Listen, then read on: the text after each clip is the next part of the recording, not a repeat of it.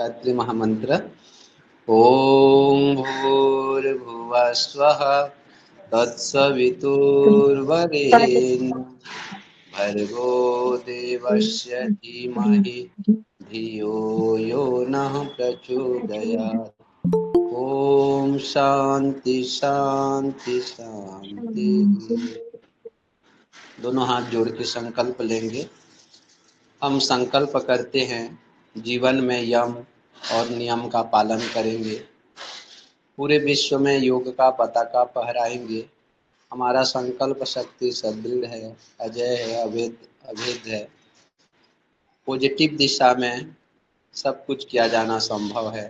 इन्हीं संकल्पों के साथ दोनों हाथ को ऊपर उठा के रगड़ेंगे और फिर दोनों हाथों की हथेली की गर्माहट को आंखों में लगाते हुए धीरे से कोमलता से आंखों को खोलेंगे। सभी को ओम नमस्ते।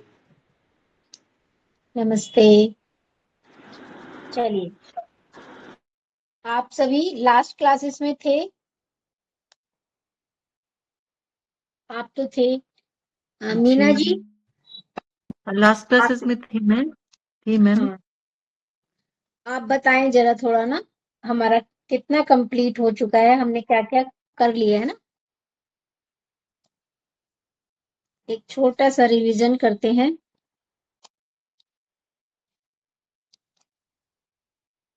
हरिओम मैम। नमस्ते मैम। नमस्ते। चलिए आप बताएं लीतू जी, लास्ट क्लासेस में हमारा क्या कंप्लीट हो चुका है, कितना सिलेबस, क्या क्या टॉपिक्स हमने कवर किए हैं? मैम लास्ट क्लास में हमने शतक्रम डिस्कस किया था, 6 तरीके के शतक्रम के बारे में, और आपने एक होमवर्क भी दिया था कि हठ योगा के बारे में एक्सप्लेन करना है। हाँ,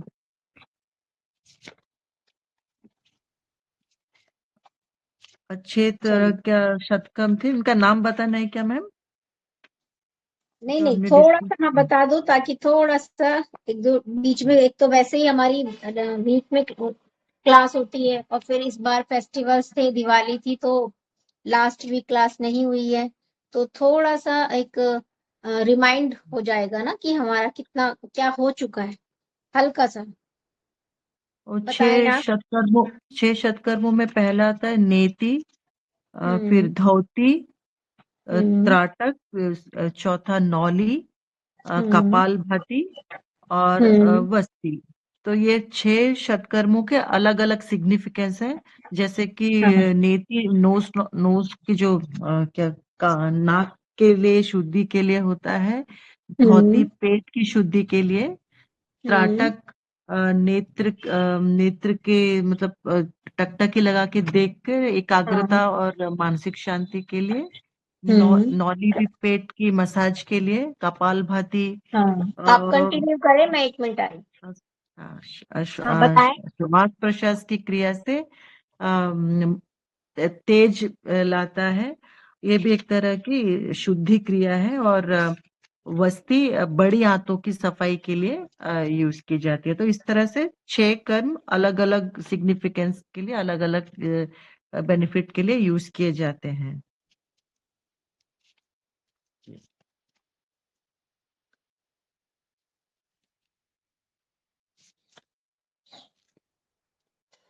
जी।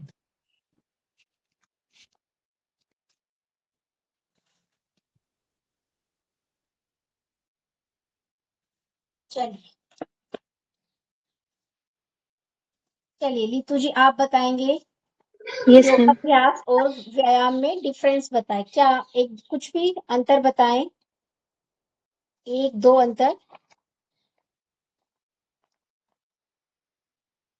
कोई भी एक डिफरेंस बताएंगे योगाभ्यास और व्यायाम में। योग बॉडी माइंड एंड सोल तीनों के लिए होता है, होलिस्टिक है ये। और एक्सरसाइज मतलब शारीरिक तौर पे होती है, लेकिन उसका मानसिक और सोल लेवल पे कोई इफेक्ट नहीं होता है। और ये बहुत जर्की होती है एक्सरसाइज, मतलब इसमें क्या बोलते हैं, रैपिड मूवमेंट्स होते हैं, जबकि योग एक बहुत ही सटल स्टेबल तरीके से किए जाने वाली साधना है। और इससे पूरे ऑर्गन्स के मसाज होते हैं योग से, जो कि एक्सरसाइज में नहीं हो पाता है। तो इसके लिमिटेड बेनिफिट्स है एक्सरसाइज के, और योग को बहुत ओवरऑल वेलबींग के लिए बेस्ट होता है। गुड। चलिए मैं बताऊं? आप बताएं। हाँ लीतू जी आप बताइए। मैम, योग और व्यायाम में मुख्य अंतर यह है कि योग में शारीरिक, मानसिक और आध्यात्मिक पहलुओं पर ध्यान दिया जाता है, जबकि व्यायाम मुख्य रूप से शारीरिक शक्ति और मानसिक शक्ति बढ़ाने पर केंद्रित होता है।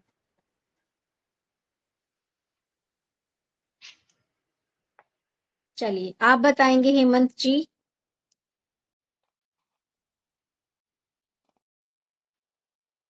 हेमंत जी। जी मैम। हाँ आप बताएं, कोई दो मेन डिफरेंस बताइए योगाभ्यास और एवं व्यायाम। जी मैम, व्यायाम से हम अपने शरीर को सुदृढ़, आकर्षक, बलवान बना सकते हैं और मन को भी मजबूत कर सकते हैं। शरीर बल अच्छे होने से मानसिक बल भी अच्छे होते हैं। और वहीं योग अभ्यास के द्वारा हम अपने शरीर, मन, आत्मा तीनों का सामंजस्य करते हुए हम ईश्वर प्राप्ति के मार्ग को भी प्रशस्त कर सकते हैं, प्राप्त कर सकते हैं। जैसे यम, नियम, आसन, प्राणायाम, प्रत्याहार, धारणा, ध्यान, समाधि तक पहुंचने का मार्ग है योग मार्ग। चलिए गुड। आप बताएंगे प्रेम जी, आप बताएं।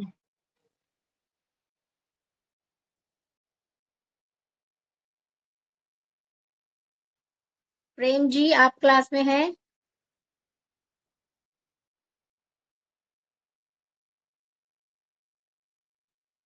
चलिए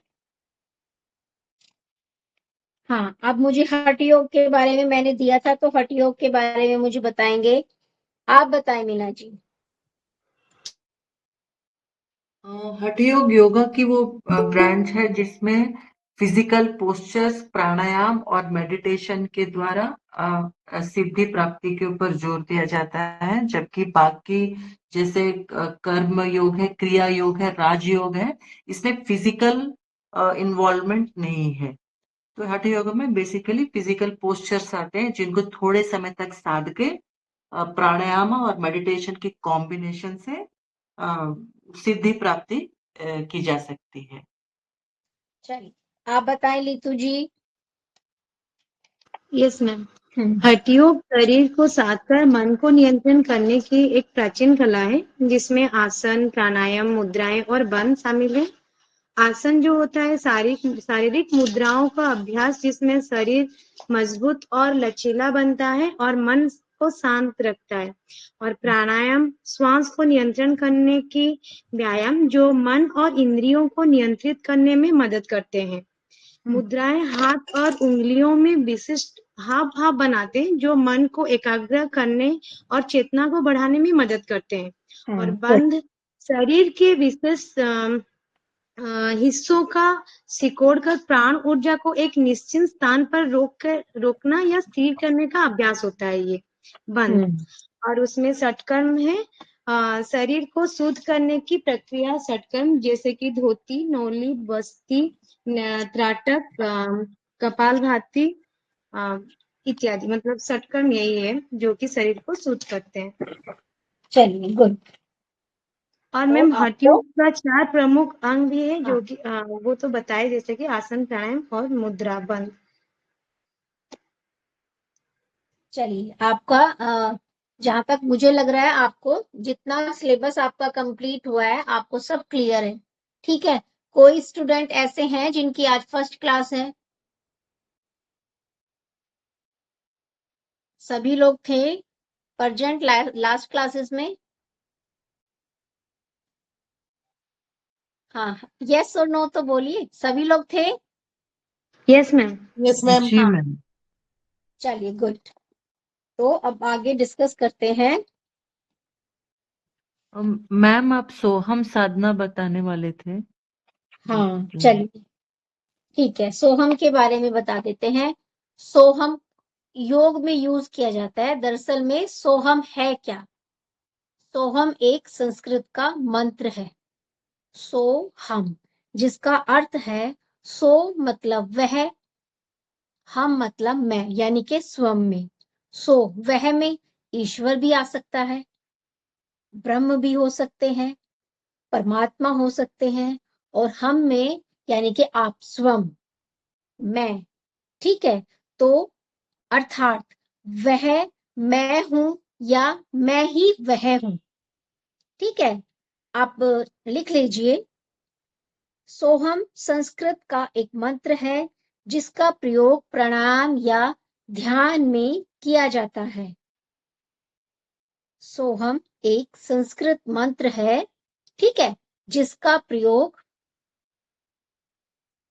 योग में, ध्यान में, प्राणायाम और ध्यान में किया जाता है।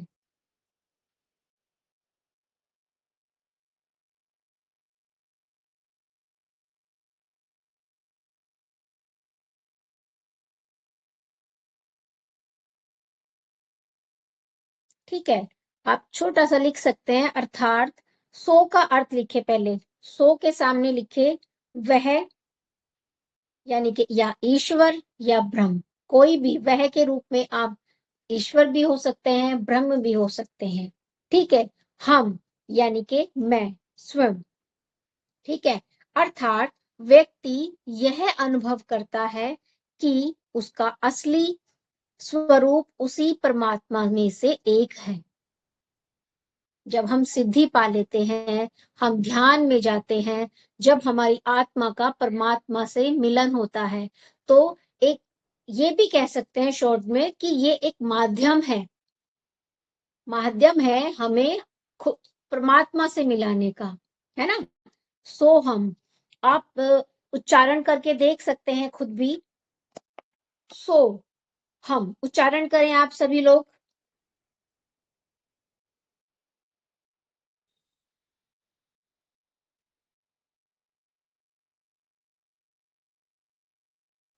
यानी कि ईश्वर और स्वयं, यानी कि आत्मा और परमात्मा का मिलन।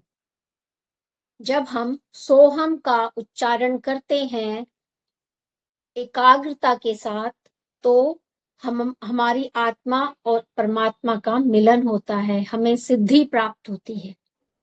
ठीक है, वैसे भी सिंपली आप अगर प्राणायाम के बाद थोड़ा ध्यान करें या ध्यान आपको लगाना है, तो आप सोहम मंत्र का उच्चारण कर सकते हैं। ये मैम आपकी मैम हाँ बताइए। मैम ये सो हम जो श्वास के ऊपर भी मतलब करते हैं ना, जैसे कि श्वास इनहेल करते हैं तो सो, और जो एक्सहेल करते हैं तो हम। तेल करते हैं तो हाँ हम, सही कह रहे हो आप। जो सो यानी कि श्वास को भरते टाइम, मैंने इसीलिए बोला था कि उच्चारण करके देखिए। सो यानी कि आपने श्वास को अंदर भरा, ये उससे भी रिलेटेड है। हम यानी कि श्वास को बाहर छोड़ना। जब इसका आप लगातार अभ्यास करते हैं, ठीक है, तो आपको एक अलग ही ऊर्जा, एकाग्रता महसूस होती है। ठीक है, आप डेली भी इसका अभ्यास कर सकते हैं, 1 मिनट के लिए, 2 मिनट के लिए। आप लोग सभी योगी हैं, योग की शिक्षा ले रहे हैं, तो खुद भी इसको प्रैक्टिस करें। 2 मिनट के लिए, 1 मिनट के लिए, जब भी आप बैठते हैं या फिर जब आप योगा अभ्यास करते हैं, तो इस मंत्र को आंखें बंद करके अपनी श्वासों पर ध्यान केंद्रित करते हुए सोहम का उच्चारण करें। एक तरह से ये हमारी कुंडलिनी को भी जागृत करता है, इतना शक्ति होती है इस मंत्र के अंदर। ठीक है, लेकिन हम किस भाव से, किस विचार से इस मंत्र का उच्चारण करते हैं, इसके ऊपर भी उतना ही डिपेंड करता है। ठीक है, तो सोहम एक क्या है, एक संस्कृत का मंत्र है जो योग में, प्राणायाम और ध्यान में प्रयोग किया जाता है। इससे हमारी एकाग्रता बढ़ती है, हमारा आत्मा का मिलन परमात्मा से होता है। ठीक है, आगे चले। जी मैम। आज हमें सर्कुलेटरी सिस्टम स्टार्ट करना था, page number 36, right? Yes ma'am. है ना, सही बोल रही हूँ ना? जी मैम। हाँ, चलिए, रक्त, एक मिनट सॉरी,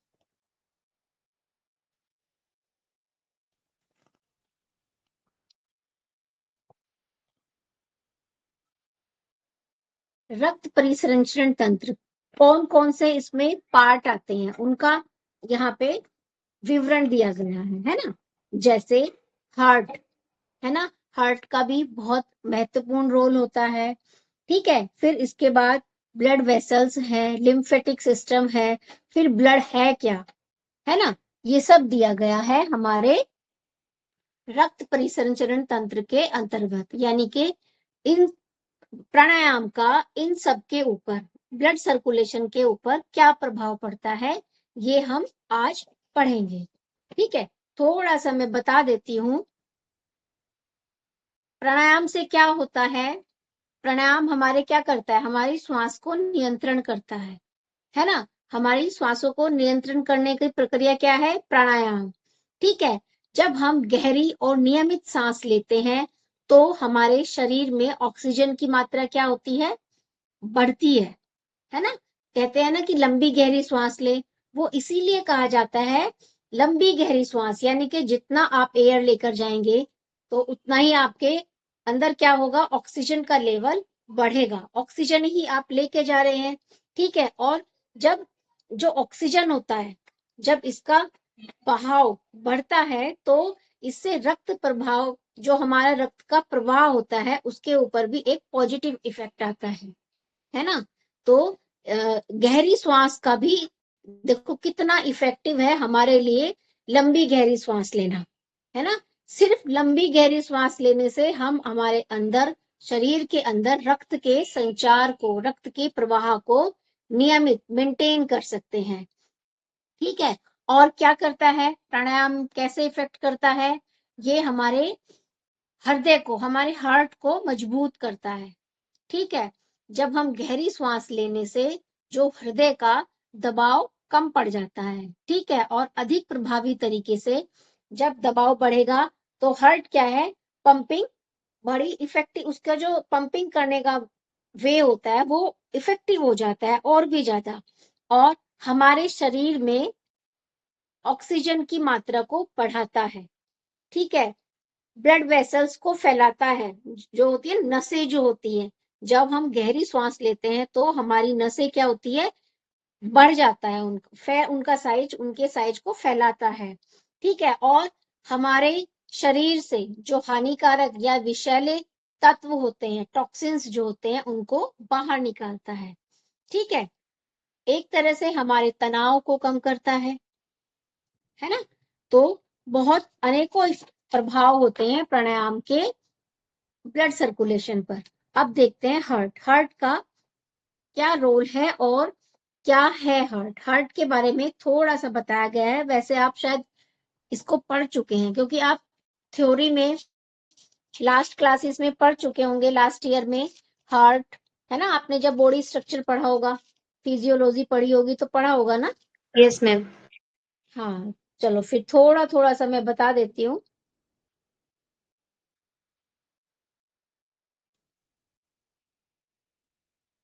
हृदय पेशी का बना शंकु, मैंने आपको जब भी मैं लंग्स के बारे में बात करती हूँ तो हमेशा बताती हूँ कि कौन शेप का होता है, खोखला कोन के आकार का होता है हमारा जो हृदय होता है, जिसका आधार ऊपर होता है और शिखर का झुकाव थोड़ा बाईं ओर होता है। ठीक है, ये स्ट्रक्चर बताया गया है आपके शरीर में हृदय का।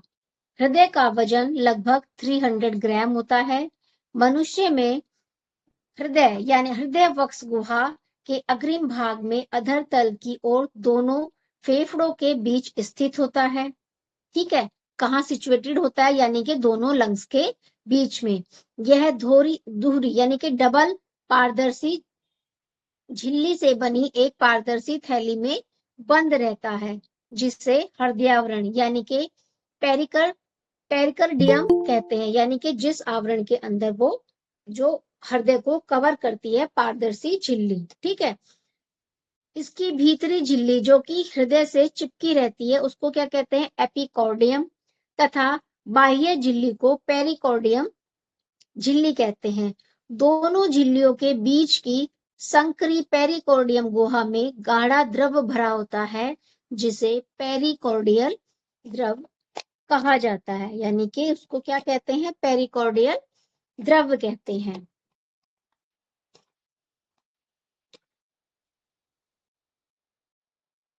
यह बाह्य आघातों से हृदय की रक्षा करता है और झिल्लियों को परस्पर चिपकने से रोकता है। ठीक है, जो ये द्रव, जो लिक्विड भरा होता है दोनों झिल्लियों के बीच में, ये फंक्शन बताया गया है। एक तो हमारे हार्ट की रक्षा करता है और दूसरा आपस में दोनों झिल्लियों को दूरी बना के रखता है, उनके बीच में, उनको आपस में चिपकने नहीं देता है। हृदय एक अनुप्रस्थ विजारक भित्ति के द्वारा बाएं और दाएं भाग में बटा होता है। प्रत्येक भाग में दो दो कक्ष होते हैं, दायां नीले और इसी तरह बाएं तरफ ऊपर वाला कक्ष अलिंद तथा नीचे वाला कक्ष बायां नीले कहलाता है। नीले यानी के वेंट्रिकल। ठीक है, वेंट्रिकल की अपेक्षा अलिंद यानी के एट्रियम की भित्तियां पतली होती है। दोनों वेंट्रिकल वितरण पंप यानी के डिस्ट्रीब्यूटिंग पंप की तरह काम करते हैं और रक्त को बाहर भेजते हैं। तो वेंट्रिकल का फंक्शन क्या होता है?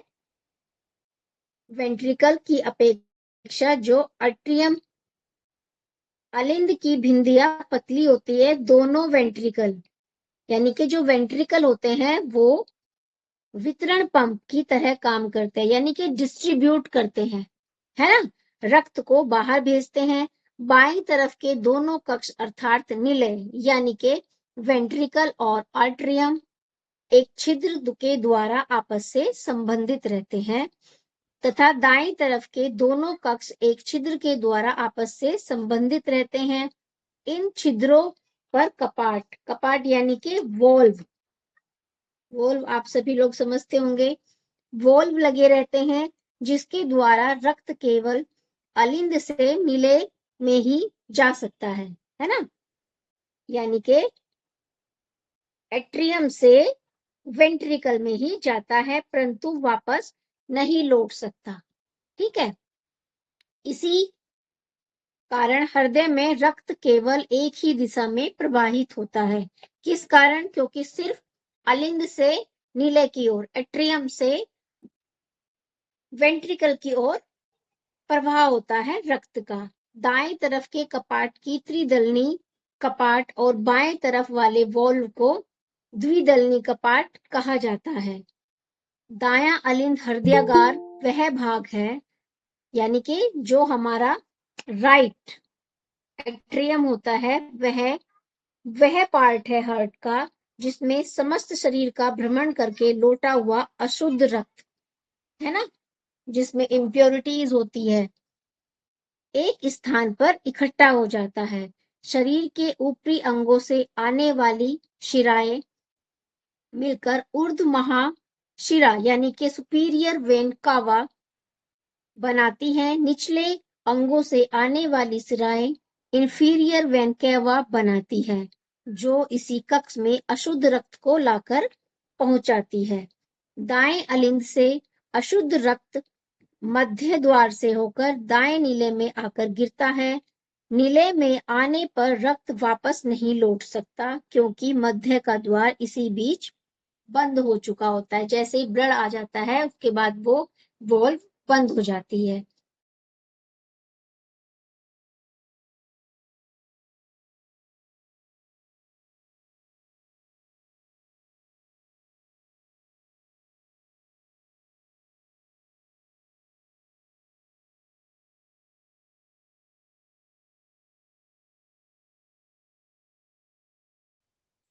कैसे फंक्शन करता है, कैसे रक्त आता है, कैसे वॉल्व बंद हो जाती है, कौन कहाँ इकट्ठा होता है और कहाँ से उसको बाहर भेज दिया जाता है। ठीक है, ये रक्त के बारे में हार्ट के बारे में बताया गया है। ठीक है, हार्ट का काम क्या होता है? हमारे हृदय का मुख्य काम होता है फेफड़ों से ऑक्सीजन मिला हुआ खून को लेना, है ना, हमारे लंग्स से ऐसे ब्लड को लेना जिसमें ऑक्सीजन हो। ठीक है, उसके बाद ऑक्सीजन आई ठीक है, ब्लड आया ऑक्सीजन के साथ। अब आगे का फंक्शन क्या होता है, ये भी हार्ट का ही होता है, उसे नसों यानी कि वेन्स के जरिए पूरे शरीर तक पहुंचाना। ठीक है, जो ऑक्सीडेटेड ब्लड हार्ट ने लिया है उसको पूरे शरीर में डिस्ट्रीब्यूट करना है, और शरीर से जो टॉक्सिन ब्लड है, विषैला खून है, उसको वापस लंग्स में लेकर आना और बाहर भेजना। ठीक है, हार्ट मांसपेशी मसल्स का बना होता है। ठीक है,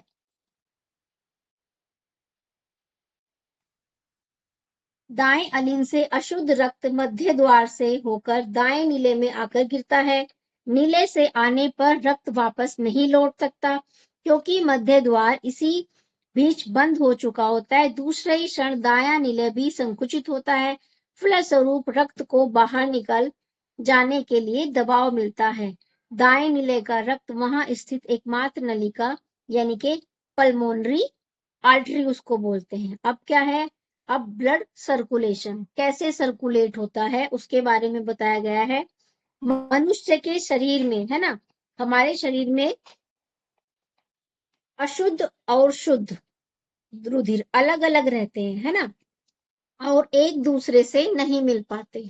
ठीक है, अग्र तथा पश्च महाशिराओं द्वारा संपूर्ण शरीर से लाया गया अशुद्ध रुधिर दाहिने अलिंद में आता है। अब देखिए, अशुद्ध रुधिर जो होता है उसको उसका क्या किया जाता है, उसके बारे में बताया गया है। ठीक है, अशुद्ध रुधिर दाहिने अलिंद में, है ना, जो हमारा राइट एट्रियम होता है उसमें आता है, और कॉन्स्ट्रिक्शन यानी कि संकुचन से यह दाहिने शुद्ध रुधिर अब पल्मोनरी वेन द्वारा लेफ्ट एट्रियम में आता है।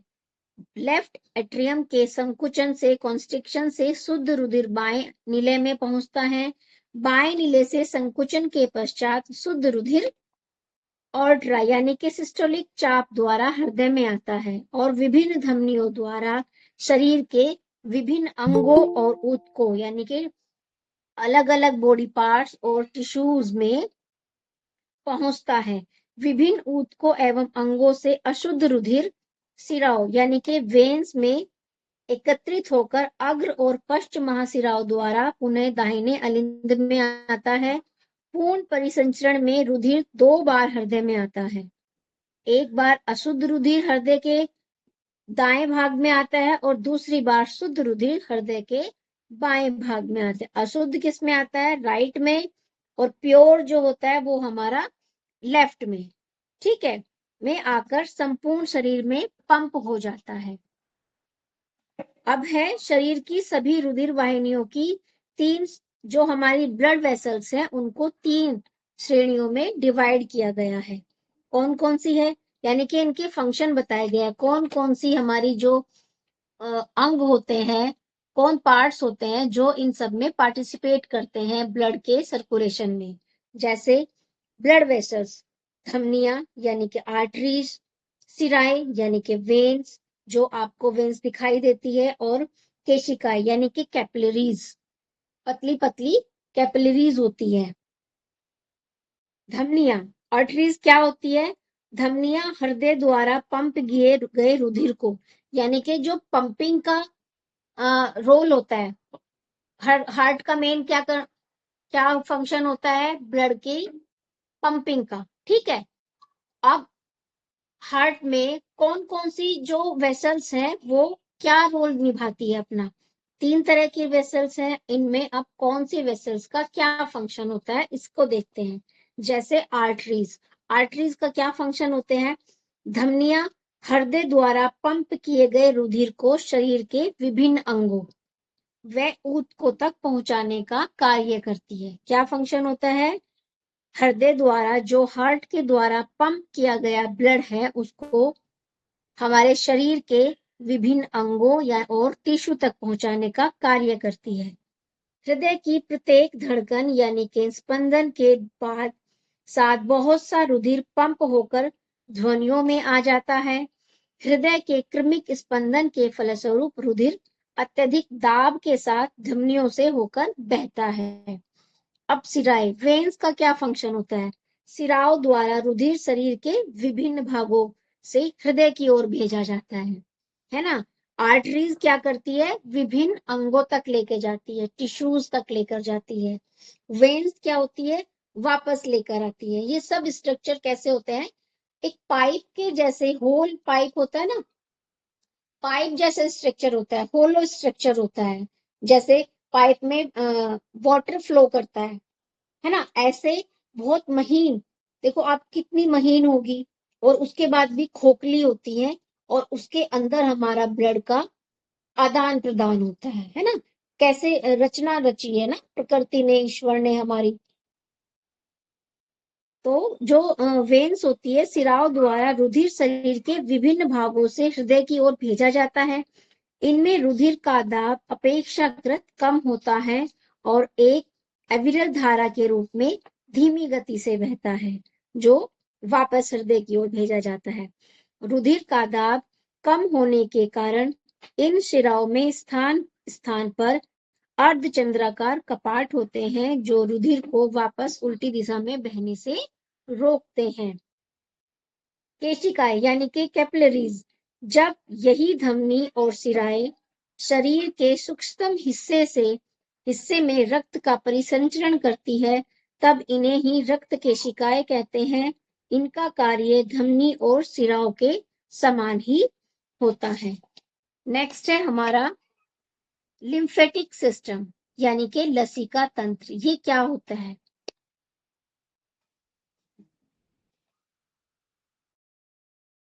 शरीर के अंगों एवं ऊतकों में रुधिर कोशिकाएं प्रत्येक कोशिका तक नहीं जा सकती, ठीक है। जो हमारे रुधिर कोशिकाएं होती हैं वो हमारे शरीर के सभी अंगों और टिश्यूज तक नहीं पहुंच पाती, उनकी पहुंच वहां तक नहीं होती है, वो पूरे वहां तक, है ना, कुछ पार्ट तक, कुछ टिश्यूज तक वो ब्लड को लेके गई, लेकिन पूरे बॉडी पार्ट्स तक नहीं ले जा सकती है। तब कौन लेकर जाता है, शरीर के अंगों व ऊतकों में रुधिर कोशिकाएं प्रत्येक कोशिका तक नहीं जा सकती, इसलिए श्वेत रुधिर व प्लाज्मा कणिकाएं कोशिकाओं की दीवार में से छनकर ऊतक कोशिकाओं के बीच के स्थान में पहुंचती हैं। इस छने हुए द्रव को लिम्फ यानी कि लसिका कहते हैं। मनुष्य में लसिका का परिसंचरण तंत्र, लसिका का परिसंचरण लसिका तंत्र के द्वारा होता है, ठीक है। लसिका तंत्र सूक्ष्म आकार की लसिका वाहिनियों से प्रारंभ होती हैं, जो उपास्थि, मस्तिष्क एवं स्पाइनल कोड को छोड़कर यानी कि सुषुम्ना को छोड़कर शरीर के अन्य भागों में एक जाल सा बनाए रहती है। इनकी अंतिम शाखाएं दूरस्थ सिरों पर बंद होती हैं। लसिका का मुख्य कार्य लिम्फोसाइट्स का निर्माण करना यानी कि टूटी फूटी लाल रुधिर कणिकाओं तथा रुधिर प्लेटलेट्स या बिंबाणु ब्लड प्लेटलेट्स को नष्ट करके रुधिर की सफाई करना, है ना। हमारे रुधिर की, ब्लड की क्लीनिंग करता है, एंटीबॉडी का संश्लेषण करता है, रुधिर की अतिरिक्त मात्रा को संग्रह करने का कार्य करता है तथा भ्रूण के प्लीहा में लाल रुधिर कणिकाओं का निर्माण करता है। Lymphatic system.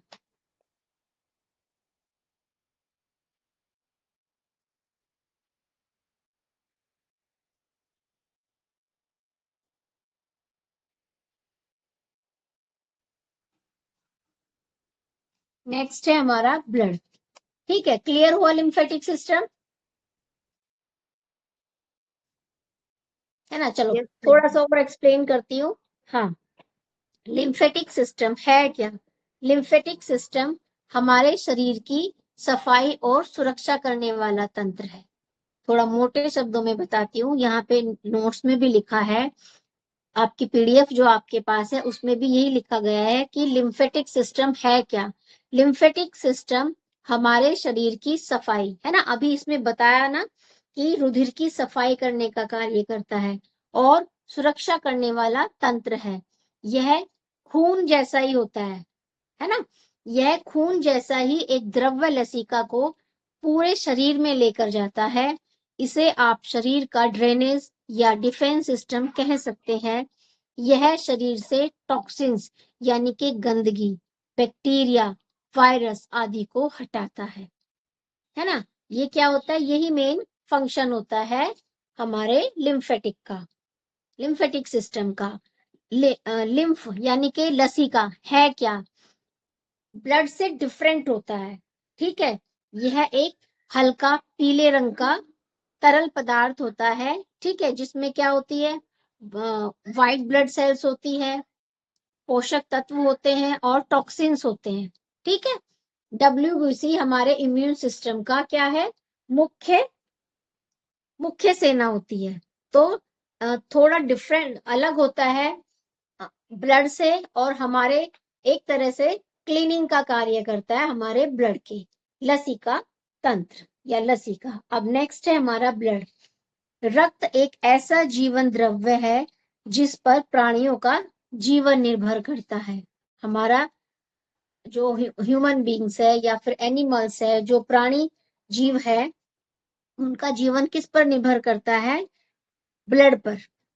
शरीर के सभी कार्य इसी जीवित माध्यम पर ही आधारित होते हैं, ठीक है। रक्त शरीर में नलिकाओं द्वारा, मैंने बताया था वेसल्स होती है पाइप के शेप की, बहुत महीन है ना, लेकिन वो होलो होती है, खोखली होती है। उन नलिकाओं द्वारा एक स्थान से दूसरे स्थान तक रक्त का प्रवाह बहता रहता है। अब रक्त का संगठन यानी कि कंपोजिशन, क्या क्या होता है हमारे ब्लड में। रक्त एक तरल ऊतक है जो 2 भागों से मिलकर बना होता है। एक तरल अंश होता है जिसे रक्त प्लाज्मा कहते हैं, दूसरा भाग ठोस अंश होता है जिसे रक्त कोशिकाएं के रूप में जाना जाता है। रक्त के 45% भाग में कण रहते हैं, शेष भाग में रक्त प्लाज्मा होता है। रक्त के संगठन को इस प्रकार समझा जा सकता है, यानी कि इसकी ब्लड की कंपोजिशन बताई गई है, उसमें क्या होता है, ब्लड प्लाज्मा, रक्त कण यानी कि रक्त कोशिकाएं जो 3 प्रकार की होती हैं, लाल रुधिर कणिकाएं, श्वेत रुधिर कणिकाएं और प्लेटलेट्स यानी कि बिंबाणु, ठीक है। 3 तरह की क्या होती है, एक हमारा ब्लड में होता है ब्लड प्लाज्मा, दूसरी हमारी होती है रक्त कणिकाएं जो 3 टाइप्स की होती है, RBC यानी कि रेड ब्लड सेल्स, WBC यानी कि white blood cells, and third is platelets. अब है रक्त प्लाज्मा। ब्लड प्लाज्मा क्या है, प्लाज्मा रंगहीन द्रव्य है, इसका कोई कलर नहीं है, जो हल्के पीले रंग का होता है, पेल येलो। यह रुधिर का लगभग 50 to 55% पार्ट बनाता है, यानी कि ब्लड में 50 से 55% क्या होता है, रक्त प्लाज्मा होता है। इसकी रचना शरीर के विभिन्न भागों में तथा भिन्न भिन्न समय पर अलग अलग होती है। सामान्य रूप से इसमें 90% मात्रा जल की, 6 to 9% क्या होता है, प्रोटीन, शर्करा, वसा तथा 1% अकार्बनिक लवण होते हैं। रक्त जब क्षतिग्रस्त ऊतक के संपर्क में आता है तो रक्त प्लाज्मा में स्थित फाइब्रोजन ही जमकर रक्त का थक्का बनने में हेल्प करते हैं, यानी कि जब हमें चोट लगती है, ब्लड बहता है ना, तो जो ब्लड में स्थित ब्लड प्लाज्मा है और ब्लड प्लाज्मा में भी स्थित जो हमारी फाइब्रोजन होते हैं, वो हमारे रक्त का क्लोटिंग में हेल्प करते हैं, उसको जमने में हेल्प करते हैं ना। एक बार चोट लगी, खून बहता तो नहीं रहता है ना, वो रुक जाता है, तो वो किसके कारण रुकता है, वो हमारे ब्लड प्लाज्मा और ब्लड प्लाज्मा में स्थित फाइब्रिनोजन जो होते हैं, वो हमारे ब्लड को थक्का जमने में यानी कि ब्लड को रोकने में हेल्प करते हैं। नेक्स्ट है रक्त कण या रक्त कोशिकाएं। रक्त कोशिकाएं ऊपर जैसे लिखा है 3 प्रकार की होती है, तो रेड ब्लड सेल्स RBC, रुधिर में लाल रक्ताणुओं की संख्या बहुत अधिक होती है, जो रेड ब्लड सेल्स होती है वो अत्यधिक मात्रा में होती है ब्लड के अंदर। मनुष्य में इनका व्यास ये व्यास बताया गया कितना होता है। डाया यानी कि इनका लाल रक्त कण, नन्ही नन्ही गोल चपटी, ये स्ट्रक्चर बताया गया है किस तरह का होता है, जो दोनों ओर से कुछ दबे से अर्थात बाइकॉनकेव होते हैं, जिनमें चिपकने की क्षमता होती है। आरबीसी के कोशिका द्रव्य में लाल रंग का, ये जो छोटी छोटी लाइनें आती हैं इनको अंडरलाइन कर लिया करो। आरबीसी के कोशिका द्रव्य में लाल रंग का हीमोग्लोबिन नामक आयरन यौगिक होता है। हीमोग्लोबिन में लोह युक्त प्रोटीन ग्लोबिन तथा अन्य यौगिक हिमेटिन पाया जाता है। हीमोग्लोबिन में बना यौगिक ऑक्सी हीमोग्लोबिन कहलाता है। यह कम ऑक्सीजन वाले भागों में पहुंचने पर विघटित होकर ऑक्सीजन को स्वतंत्र कर देते हैं। हीमोग्लोबिन ऑक्सीजन वाहक का कार्य करते हैं। क्या फंक्शन होता है हीमोग्लोबिन? ऑक्सीजन वाहक का कार्य करता है तथा श्वसन क्रिया में महत्वपूर्ण योगदान होता है। वाहक यानी कि ऑक्सीजन को लेकर जाता है। लाल रक्त कोशिकाओं की औसत आयु कितनी होती है? 110 to 120 डेज। इस अवधि के पश्चात कोशिकाएं नष्ट हो जाती है और नई कोशिकाएं बनती रहती है। नेक्स्ट है व्हाइट ब्लड सेल्स। ठीक है, व्हाइट ब्लड सेल्स या ल्यूकोसाइट्स आरबीसी की अपेक्षा बड़े, ये रेड ब्लड सेल से क्या होते हैं? बड़े होते हैं, किंतु संख्या में बहुत कम होते हैं। संख्या किनकी ज्यादा होती है? आरबीसी की संख्या ज्यादा होती है। मनुष्य में इनकी संख्या बताई गई है कितनी होती है, किंतु रोगजनित यानी कि जब कोई बीमार व्यक्ति किसी बीमारी से ग्रसित है तब क्या होता है? तब इनकी संख्या बढ़ जाती है। ठीक है, इनके कोशिका द्रव्य में हीमोग्लोबिन नहीं होता है। श्वेत कणिका यानी कि व्हाइट ब्लड सेल्स रोग के रोगाणुओं से लड़ता है, यानी कि ये एक तरह से हमें कोई बीमारी जब होती है तो उसके लड़ने में क्षमता जो होती है, हमें जो इम्यूनिटी देता है, हमें रोग से लड़ने की क्षमता जो देता है, वो डब्ल्यूबीसी प्रदान करता है। रोगाणुओं से लड़ता है और रोगों से हमारी रक्षा करता है। इनके जीव द्रव्य में उपस्थित या अनुपस्थित कणिकाएं के आधार पर श्वेत रुधिराणुओं को दो समूह में रखा गया है। अब व्हाइट ब्लड सेल्स को भी दो उसमें डिवाइड किया गया है, ग्रेन्युलोसाइट्स और एग्रेनुलोसाइट्स। ग्रेन्युलोसाइट्स के कोशिका द्रव्य में विभिन्न आकृति के कण रहते हैं। इनका केंद्रक पोली में होता है। ग्रेन्युलोसाइट्स तीन प्रकार के होते हैं, एसिनोफिल्स, बेसोफिल्स तथा न्यूट्रोफिल्स। अग्रेन्युलोसाइट्स यानी कि अकणिकीय, ये कणिका विहीन कोशिका होती हैं, जिनके कोशिका द्रव्य में कणिकाएं नहीं होती हैं। ये दो प्रकार के होते हैं, लिम्फोसाइट्स और मोनोसाइट्स।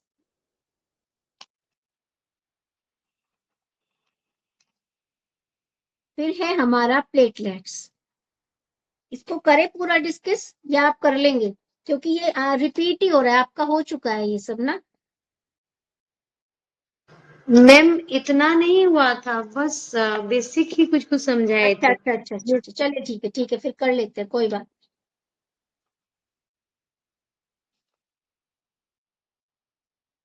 हाँ कर लेते हैं इसको डिटेल में ना, आज हो जाएगा फिर। चलिए नेक्स्ट है हमारा प्लेटलेट्स यानी कि थ्रोम्बोसाइट्स। थ्रोम्बोसाइट्स केवल स्तनधारियों के रुधिर में पाए जाते। मैं कल क्या करूंगी ना, जितना भी ये मैंने आपको एक्सप्लेन किया है ना, जैसे ब्लड का स्ट्रक्चर मैं अभी आपको एक्सप्लेन कर रही हूँ, कंपोजिशन बता रही हूँ ब्लड की। ठीक है, मैं आपको कल छोटा सा एक नोट डाउन कराऊंगी, जिससे आपको सिर्फ मैं क्या लिखाऊंगी, उनके नाम, उनका फंक्शन, साइज इसमें है, डिटेल्स इसमें है। आपको क्या हो जाएगा, आपको उनका मोटा मोटा फंक्शन, आप जब उसको नोट डाउन करोगे तो आपको उनकी फंक्शंस पता होगी कि इनके फंक्शंस क्या है ना। बहुत डिटेल में है, ये आप पढ़ लोगे, लेकिन जब आपको इनके फंक्शंस क्लियर होंगे, नाम भी पता होगा, फंक्शन भी क्लियर होंगे, वो थोड़ा जानना जरूरी है। ठीक है, कल मैं आपको नोट डाउन कराऊंगी क्लास में, जैसे क्लास शुरू होगी ना तब हम नोट डाउन करेंगे थोड़ा थोड़ा सा। अभी मैं आपको एक्सप्लेन कर देती हूँ बस। थ्रोम्बोसाइट्स केवल स्तनधारियों के रुधिर में पाए जाते हैं तथा इनकी कार्य रुधिर का थक्का बनने में हेल्प करते हैं, है ना, रुधिर को जमने में हेल्प करते हैं।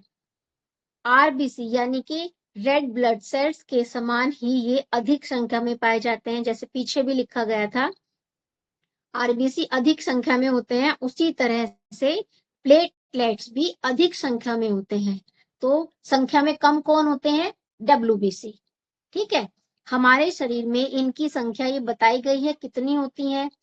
फिर इनमें न्यूक्लियस प्रेजेंट नहीं होता है, ये शरीर से बाहर निकलते ही टूट जाते हैं, इसी कारण इनकी रचना का अध्ययन अभी तक नहीं हो पाया। आरबीसी के साथ ही इनका भी विकास बोन मैरो में होता है। अब फंक्शन बताए गए हैं ब्लड के, ठीक है। रक्त के प्रमुख कार्य निम्नलिखित है। यह शरीर के विभिन्न अंगों को आवश्यक मेन हिस्सा होता है, बहुत इंपॉर्टेंट हिस्सा है हमारे शरीर का ब्लड। फंक्शन है इसके पोषक तत्व, रासायनिक तत्व, ऑक्सीजन को पूरे शरीर में के विभिन्न अंगों तक पहुंचाता है तथा उनसे CO और अन्य अपशिष्ट पदार्थ यानी कि टॉक्सिन्स को वापस ले जाता है। इसी प्रकार शरीर अपनी सामान्य क्रियाएं करने में समर्थ रहता है ना। जो हमारे ब्लड में जो हमारा शरीर है, यदि हमारे ब्लड का सिस्टम सही रहता है, ब्लड सिस्टम सही रहता है, तो हमारा जो शरीर है वो भी पूरी तरह से फंक्शन करता है, प्रॉपर फंक्शन करता है। ठीक है,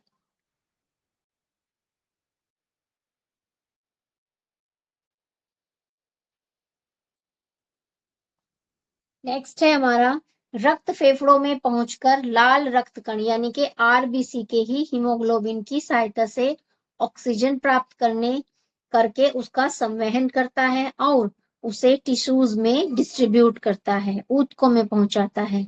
पचा हुआ भोजन रक्त के प्लाज्मा में मिल जाता है और शरीर के भिन्न भिन्न भागों में पहुंचता है। पचा हुआ भोजन रक्त के प्लाज्मा में मिल जाता है, शरीर के भिन्न भिन्न भागों में पहुंचा दिया जाता है। रक्त ऊतकों में उत्पन्न विभिन्न प्रकार के विकारों को उत्सर्जी अंगों तक ले जाकर उसका निष्कासन करवाता है। ये फंक्शन भी किसका होता है? ब्लड का होता है। नियमित योगाभ्यास करने से नाड़ी की गति सामान्य से थोड़ी कम हो जाती है, जिससे हृदय को विश्राम करने का समय अधिक मिल जाता है तथा इस कारण हृदय अधिक देर तक अथवा कठोर कार्य भी कर सकता है।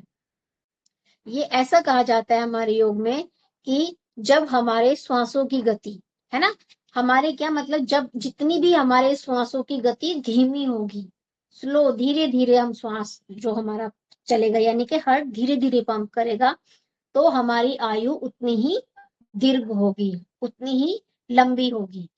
जो कछुए का एक एग्जाम्पल दिया जाता है, जो टर्टाइज होता है उसकी आयु बहुत लंबी होती है, वो इसी कारण होती है कि जो कछुआ होता है, टर्टल होता है, वो बहुत धीरे धीरे श्वास लेता है।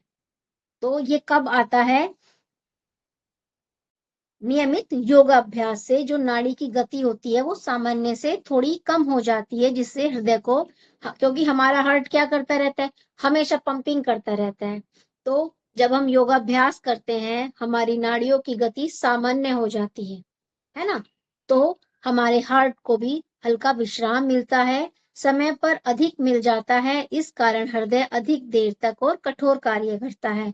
योगाभ्यास से शरीर में रक्त कोशिकाओं की संख्या बढ़ जाती है जब हम योगाभ्यास करते हैं नियमित, जिससे रक्त की ऑक्सीजन वहन क्षमता बढ़ जाती है। जब रक्त कोशिकाओं की संख्या बढ़ेगी तो उतना ही ऑक्सीजन अंदर तक जाएगा हमारे शरीर में, शरीर की, और इससे इम्यूनिटी बढ़ जाएगी हमारी। जब हमारे शरीर में ऑक्सीजन भरपूर होगा तो अब हमारा जो शरीर की इम्यूनिटी है वो भी क्या होगी, उसकी क्षमता बढ़ जाएगी। रक्त परिसंचरण तंत्र के रोगों में निम्नलिखित योगाभ्यास काफी उपयोगी है।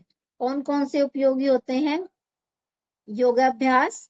जैसे षटकर्म, आसन, प्राणायाम, जलनेति, कपालभाति, ये सब एग्जाम्पल दिए गए। संधि संचालन, ताड़ासन, त्र्यंक ताड़ासन, कटी चक्रासन, शवासन, शशांक आसन, वज्रासन, मकरासन, सर्पासन, नाड़ी शोधन बिना कुंभक के, यानी कि श्वास को बिना रोके, सूर्य भेदन, शीतली, शीतकारी, भ्रामरी, उज्जयी, योग निंद्रा, सोहम साधना, गायत्री मंत्र जाप, तंत्रिका तंत्र एवं अंतःस्रावी तंत्र का संक्षिप्त परिचय एवं उनका योग पर प्रभाव।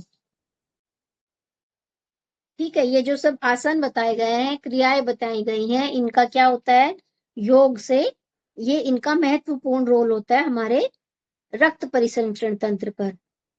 अब क्या है नेक्स्ट? तंत्रिका तंत्र एवं अंतःस्रावी तंत्र का संक्षिप्त परिचय और उस पर योग का प्रभाव। एक्सक्यूज मैम,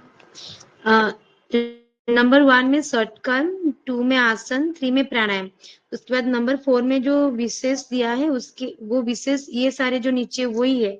हाँ। अच्छा, और मैम इसमें जो एक संधि संचालन वो समझ में नहीं आया, फर्स्ट अच्छा। वाला जो हाँ, अभी बताते हैं।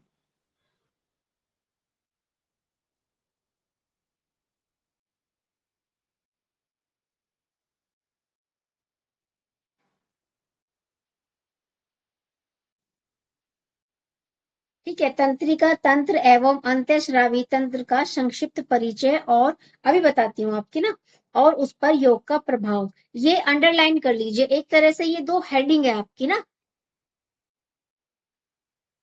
संधि का मतलब होता है जोड़, है ना, यानी कि ज्वाइंट्स। जैसे हम जब भी कोई आसन करते हैं, जब आप योग करते हैं तो आपको छोटे छोटे ज्वाइंट्स संचालन यानी कि संधि संचालन कराया जाता है ना, जैसे नेक मूवमेंट हो गया, नी मूवमेंट हो गया, ज्वाइंट्स को, यानी कि जो ज्वाइंट्स होते हैं ना हमारे, इनका जो मूवमेंट होता है वो भी इफेक्टिव होता है रक्त परिसंचरण तंत्र को बढ़ाने के लिए। ठीक है, क्लियर हुआ? Yes ma'am. हाँ, संधि संचालन हिंदी में लिखा है इसलिए आप समझ नहीं पाए। संधि संचालन यानी कि ज्वाइंट्स का जो संचालन होता है। ठीक है, स्टार्टिंग हम किससे करते हैं? हमेशा सूक्ष्म व्यायाम में करते हैं, और ये सूक्ष्म व्यायाम ही क्या है? एक तरह से संधि संचालन है, जिसमें हम अपने आर्म्स को मूव करते हैं, लेग्स को मूव करते हैं। तो ये भी क्या होते हैं हमारे, उसी के लिए, रक्त के संचार को बढ़ाने के लिए हम यूज करते हैं। ठीक है, बाकी ये सारे प्राणायाम बताए गए हैं, आसन बताए गए हैं, सब आसन को भी देखे कितना महत्व दिया गया है। ठीक है, अब नेक्स्ट है, ये इनको अंडरलाइन करें। एक तो रक्त परिसंचरण तंत्र के रोगों में निम्नलिखित योगाभ्यास काफी उपयोगी होते हैं, और एक तरह से ये भी एक हेडिंग ही है, तंत्रिका तंत्र एवं अंतःस्रावी तंत्र का संक्षिप्त परिचय और उसका योग पर प्रभाव। ठीक है, चलिए उद्देश्य, इस इकाई में हम जानेंगे तंत्रिका तंत्र का संक्षिप्त परिचय।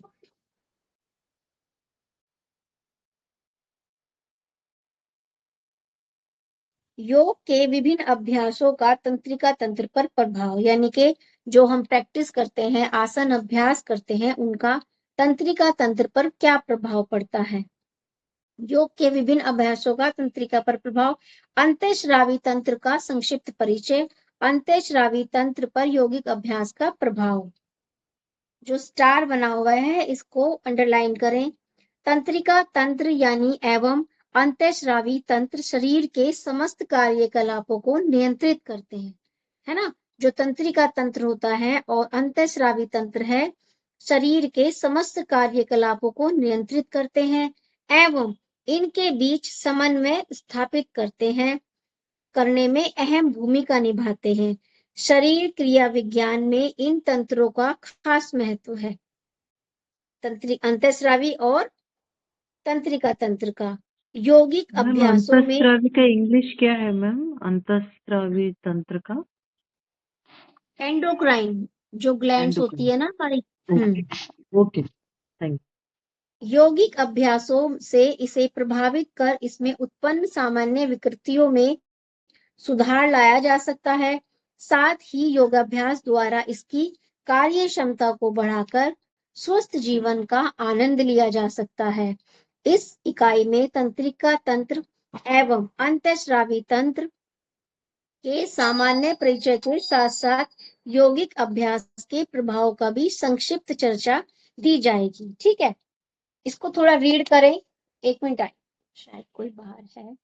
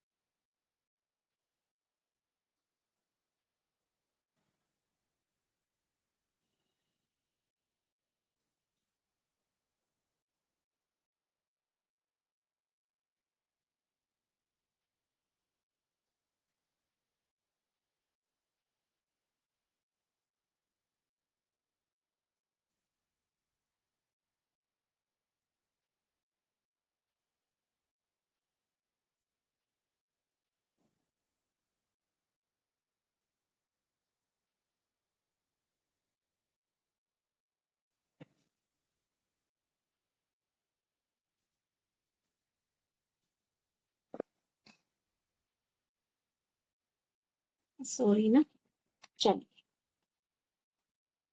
नेक्स्ट है हमारा नर्वस सिस्टम। चलिए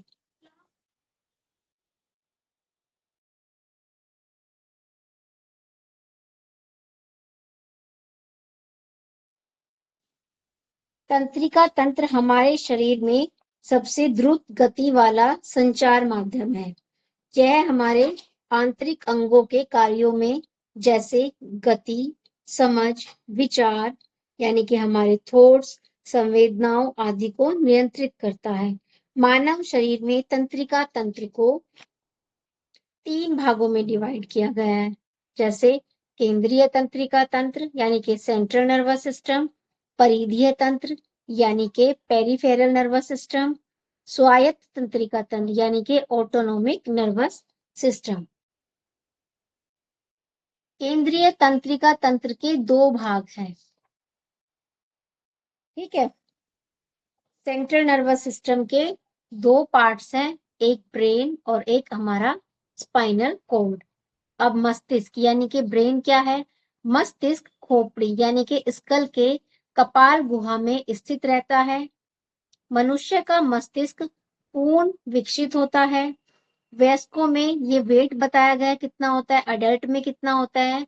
यह भार केंद्रीय तंत्रिका तंत्र का लगभग 98% होता है और भावनात्मक विचार, निर्णय करने की क्षमता, सोचना यानी कि थिंकिंग, स्मरण यानी कि लर्निंग शक्ति आदि बिना पूर्ण विकसित मस्तिष्क के संभव नहीं है।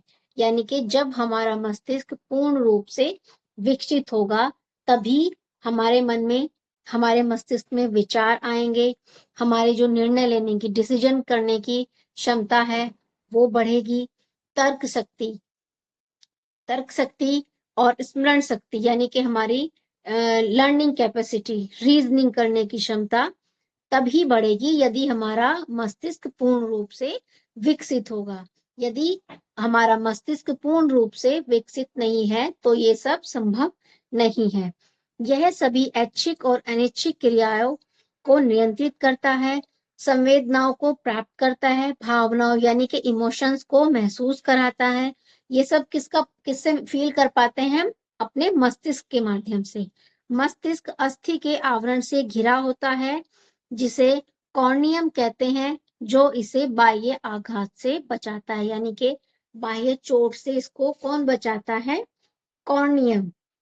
जो आवरण है उसे कॉर्नियम कहते हैं, जो बाह्य आघात से बचाता है। अब मस्तिष्क को भी आगे 3 भागों में डिवाइड किया गया है, अग्र मस्तिष्क, मध्य मस्तिष्क और पश्च मस्तिष्क।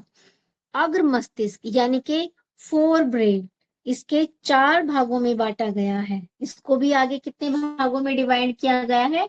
4 भागों में डिवाइड किया गया है। Cerebrum, thalamus, hypothalamus and basal ganglia. Next, cerebrum. यह मस्तिष्क का ऊपरी तथा सबसे बड़ा भाग है। कौन सा? सेरिब्रम।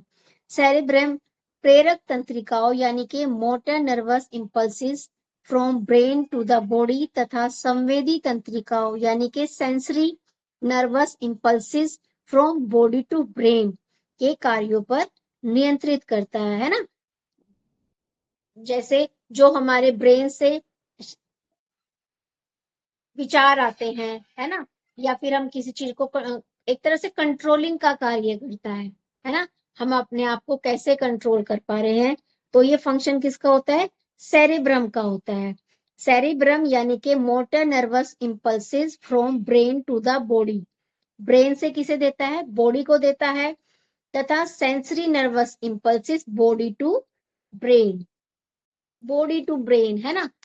अब जैसे आप कभी आपने फील किया होगा, आप जैसे एक पिन चुभोते हैं, पिन लगाए या फिर कोई चूटी काटे अपने हाथ पर या अपनी स्किन पर, तो ये एकदम से हमारे ब्रेन को क्लिक हो जाता है कि कुछ हुआ है, कितना फास्ट मूवमेंट होता है। तो ये सब किसके माध्यम से होता है?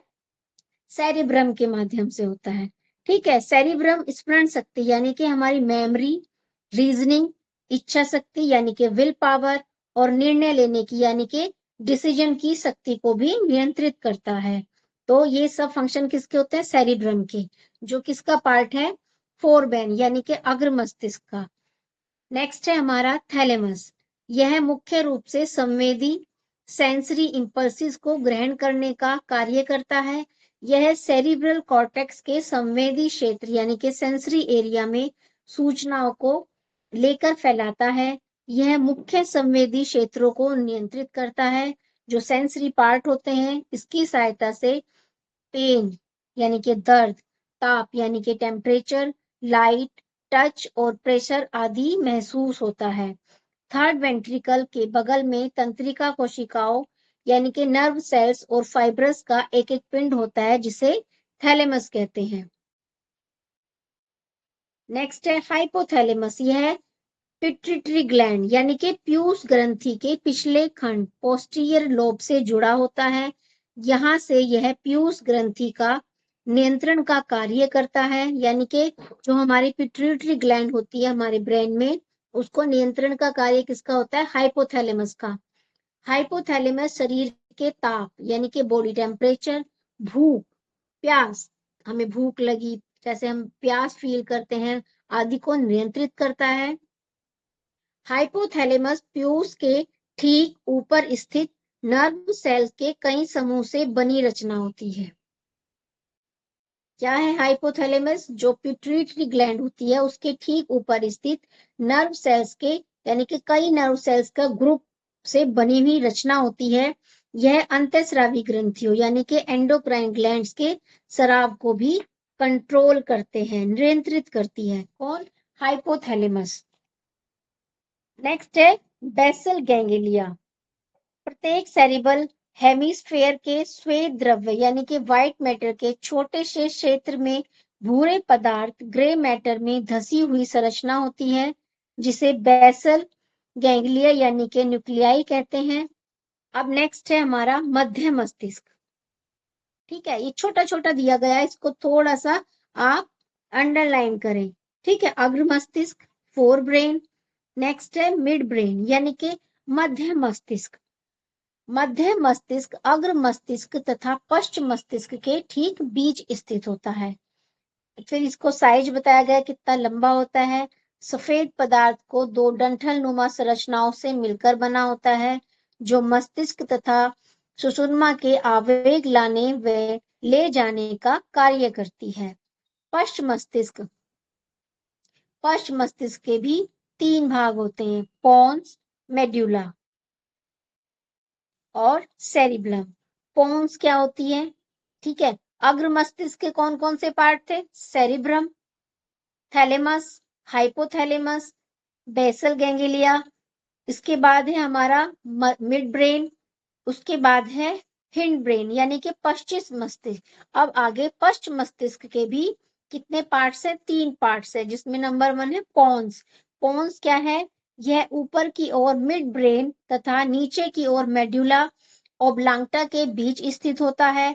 इसमें वे तंतु फाइबर रहते हैं जो ऊपर तथा नीचे की ओर आवेग ले जाते हैं, तथा कुछ तंतु ऐसे होते हैं जो सेरिबेलम से जुड़े होते हैं। यह श्वसन क्रिया को भी नियंत्रित करता है, जो हमारे पोन्स होते हैं पश्चिम मस्तिष्क में। नेक्स्ट है मेड्यूला। यह ऊपर की ओर पोन्स व नीचे की ओर स्पाइनल कॉर्ड के बीच स्थित होता है।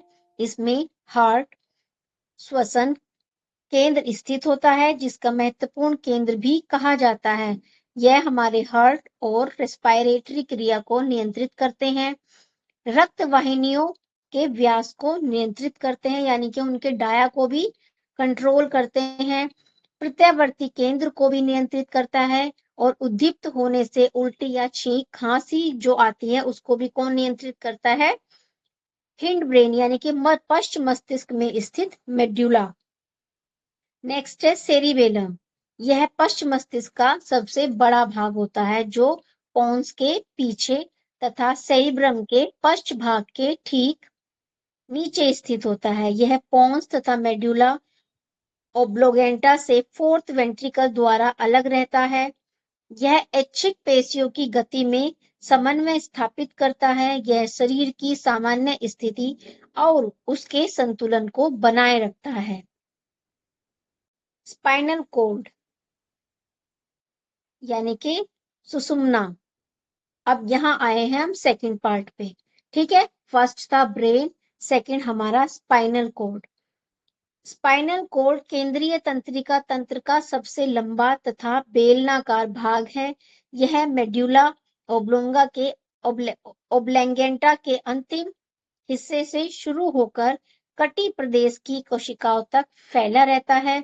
इसके आधे भाग में पूरा द्रव्य यानी कि ग्रे मैटर तथा शेष आधा भाग श्वेत द्रव्य यानी कि व्हाइट मैटर का बना होता है।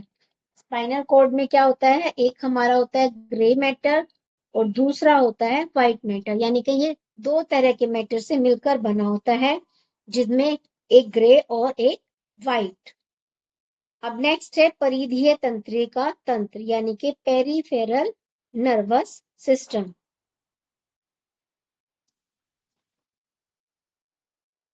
ये एक तरह से हमें हमारा जो डिटेल में बताया गया है, हमारा तंत्रिका तंत्र बताया गया है, जो हमारे नसें नाड़ियां हैं, कैसे ब्लड फ्लो करता है, क्या रोल होता है, कहाँ कहाँ जाता है, मस्तिष्क का क्या रोल होता है, ये सब आपको उसकी डिटेल्स बताई गई है, ठीक है। यह स्नायु से मिलकर बना होता है, संपूर्ण शरीर में जाल की तरह फैला होता है, और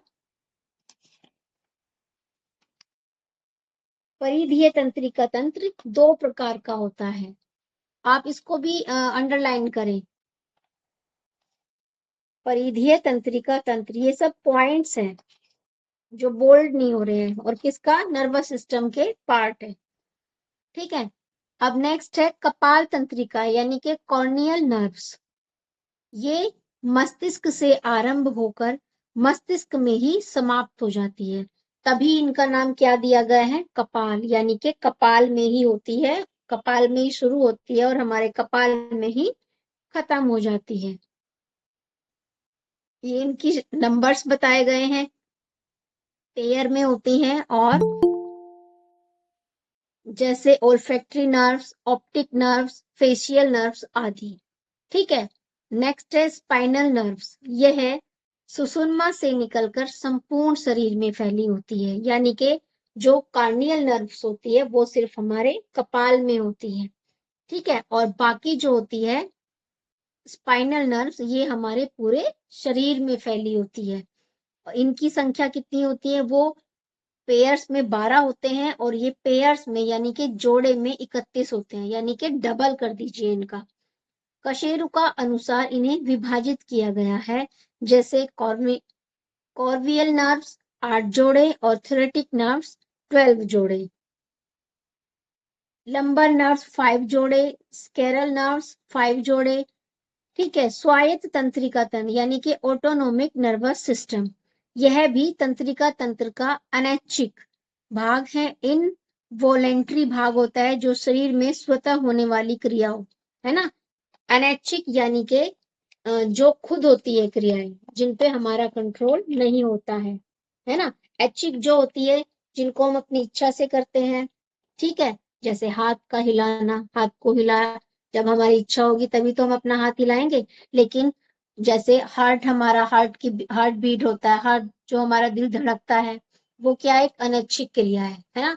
आप उसको तो खुद से नहीं रोक सकते या चला सकते ना, ठीक है। तो ऐच्छिक और अनैच्छिक दो तरह की क्रियाएं होती हैं। यह तंत्रिका तंत्र का यानी कि ऑटोनोमिक नर्वस सिस्टम, स्वायत्त तंत्रिका तंत्र, खुद होने वाली क्रियाएं, जो शरीर के स्वतः होने वाली क्रियाओं जैसे दिल की धड़कन, हार्ट बीट, पाचन नली के ग्रंथि स्राव का नियंत्रण, यानी कि जब हम पाचन में जो हेल्प करती है, जो जूसेस होती हैं, एंडोक्राइन ग्लैंड से जो सिक्रेशन होता है जूसेस का, वो सब क्रियाएं क्या होती है, अनैच्छिक होती है, ठीक है। जिसे अनैच्छिक तंत्रिका तंत्र भी कहते हैं। इसके दो भाग होते हैं, इसके ऑटोनोमस तंत्रिका नर्वस सिस्टम के, अनुकंपी तंत्रिका तंत्र, और सेकंड है हमारा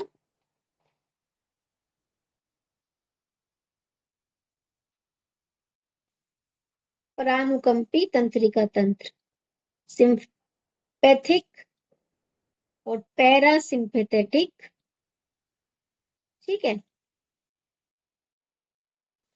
चलिए, यह मेरुदंड के सामने दोनों ओर स्थित होती है तथा स्पाइनल से स्नायु गुच्छक के द्वारा जुड़ा होता है। यह हृदय गति और श्वसन गति आदि शारीरिक क्रियाओं को रफ्तार से बढ़ा देता है। अनुकंपी तंत्रिका तंत्र, परा अनुकंपी तंत्रिका तंत्र क्या करता है, यह अनुकंपीय तंत्रिका तंत्र के ठीक विपरीत कार्य करता है। योगाभ्यास का तंत्रिका तंत्र पर प्रभाव, देखो ये पता नहीं क्यों बहुत छोटा छोटा दिया गया है, ये आपका मेन पॉइंट है, इसको अंडरलाइन करें। 5.3 पेज नंबर 41, ठीक है। योगाभ्यास का तंत्रिका तंत्र पर प्रभाव,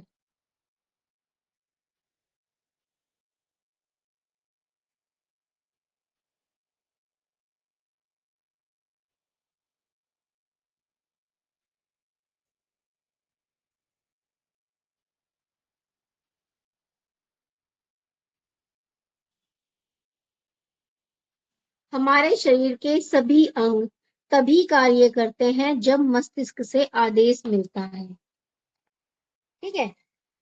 कब फंक्शन करते हैं, जब हमारे ब्रेन से उनको ऑर्डर दिया जाता है तब वो फंक्शन करते हैं। अतः मस्तिष्क को पूरे शरीर का मुख्यालय यानी कि हेड ऑफिस कहा जाता है। मस्तिष्क को पूरे शरीर का हेड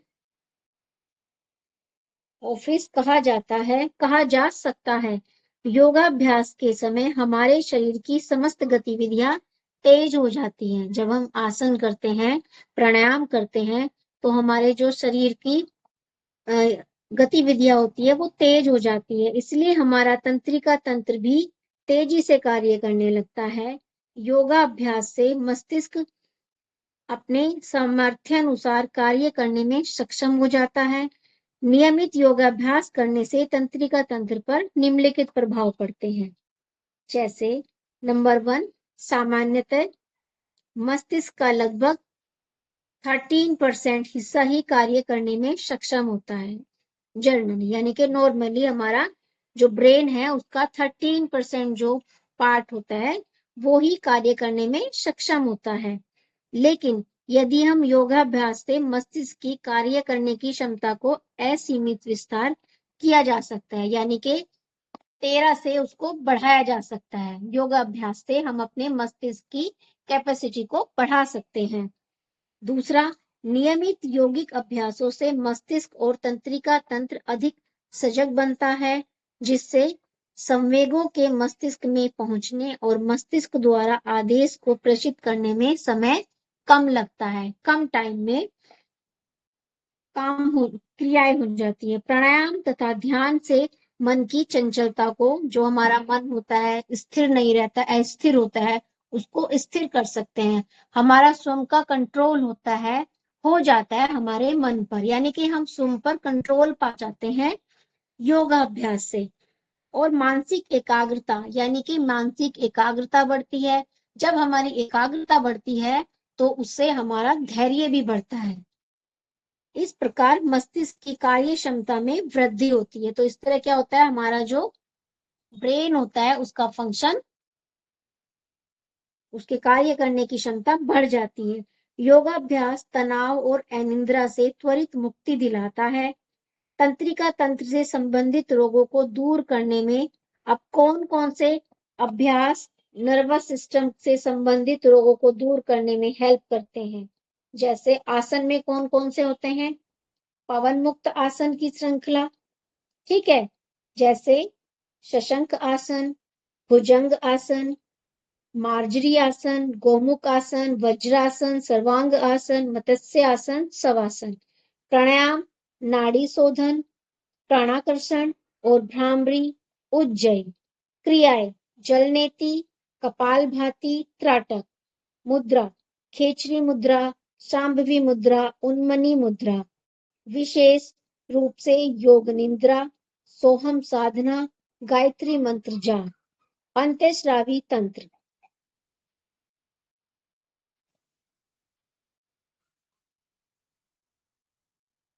ठीक है, और क्या क्या फंक्शन करता है तंत्रिका तंत्र पर योग?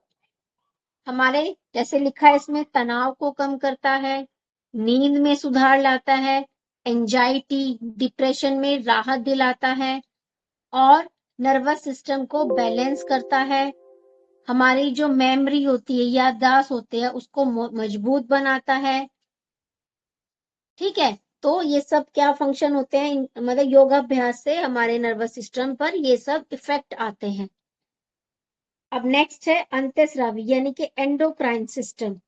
अंतःस्रावी ग्रंथि हमारे शरीर की विभिन्न क्रियात्मक प्रक्रिया को प्रेरित यानी कि प्रभावित करते हैं। इन ग्रंथियों से निकलने वाले सूक्ष्म स्राव हार्मोन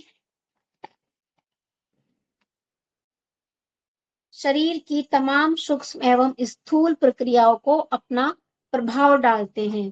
इन ग्रंथियों के स्राव में थोड़ा भी असंतुलन पैदा होने पर हार्मोन शरीर की तमाम होने पर शरीर पर इसके प्रभाव प्रत्यक्ष दिखने लगते हैं। हमारे शरीर की प्रमुख अंतःस्रावी ग्रंथियां निम्नलिखित है, जैसे पिट्यूटरी ग्लैंड। पिट्यूटरी ग्लैंड यानी कि पीयूष ग्रंथि। पीयूष ग्रंथि को हाइपोफाइसिस सेरेब्राई भी कहा जाता है। यह अंतःस्रावी ग्रंथियों में बहुत ही महत्वपूर्ण है और हमारे ब्रेन में, मस्तिष्क में स्थित होती है। इसे मास्टर ग्लैंड भी कहते हैं। ठीक है, कहाँ स्थित होते हैं? पीयूष ग्रंथि मटर के दाने के आकार की होती है। इसका वेट बताया गया और यह मस्तिष्क के थर्ड वेंट्रिकल के सतह से एक पतला डंठल से लटकता है, जिसे इनफेंडिबुलम कहा जाता है। ठीक है, पिट्यूटरी ग्लैंड कहाँ होती है? हमारे मस्तिष्क में स्थित होती है। अब इसकी स्ट्रक्चर बताया गया है पीयूष ग्रंथि का। पीयूष ग्रंथि दो भागों में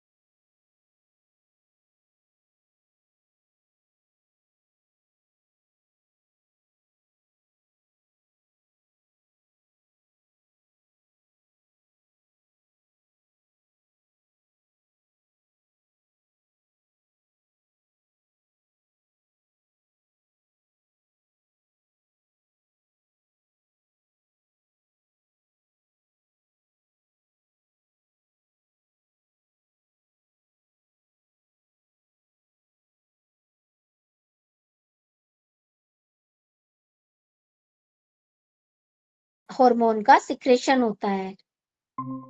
पैराथोरोमोन का जो मेन फंक्शन होता है, मेन कार्य होता है, क्या होता है वो? कैल्शियम तथा फास्फोरस का चयापचय को कंट्रोल करना, नियंत्रित करना। नेक्स्ट है हमारा पीनियल ग्लैंड। ठीक है, यह छोटा मटमैला लाल और कोन के आकार की स्ट्रक्चर होता है। कैसी संरचना होती है इसकी? कोन शेप में होता है ये। ठीक है, जो मध्य मस्तिष्क यानी कि मिड ब्रेन के पृष्ठ भाग में पाई जाती है। और मेल में क्या होता है? यह 7 से 10 वर्ष की आयु में समाप्त हो जाती है। पीनियल ग्लैंड का स्राव। पीनियल ग्लैंड का मुख्य हार्मोन मेलाटोनिन है। कौन सा हार्मोन स्राव होता है पीनियल ग्लैंड से? मेलाटोनिन हार्मोन का स्राव होता है। पीनियल ग्लैंड प्रकाश में ज्यादा एक्टिव होती है जब लाइट की प्रेजेंस होती है। ठीक है, नेक्स्ट है हमारा थाइमस ग्लैंड। चलिए पहले थोड़ा सा आप मुझे बताएंगे, इफेक्ट बताएंगे, है ना, योगाभ्यास के हमारे तंत्रिका तंत्र पर क्या प्रभाव पड़ते हैं। आप भले ही अपना जो भी आपके पास पीडीएफ है ना, आप उसे खोलें, उसमें से देख के मुझे बताएं, तभी आगे चलेंगे। 1 पॉइंट्स बताए, 2 बताए, कोई भी बताए। आप बताए लीतू जी। मैंने इसीलिए जो ये पॉइंट्स थे ना, इनको अंडरलाइन कराया था ताकि आपको एकदम से हाईलाइट हो जाएं, है ना, क्योंकि सारी चीजें हमारे पास हेडिंग के रूप में नहीं है। चलिए बताएं।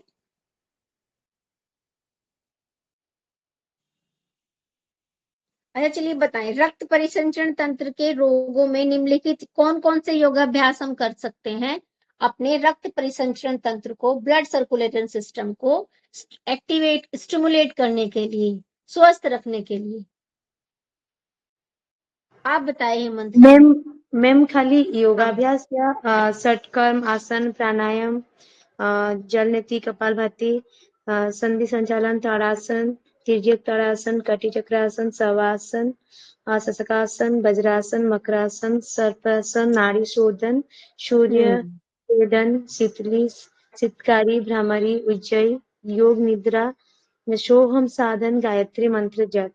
हाँ ठीक है, गुड। अब मुझे आप ब्रेन के पार्ट्स बताएं। आप बताएंगे हेमंत जी।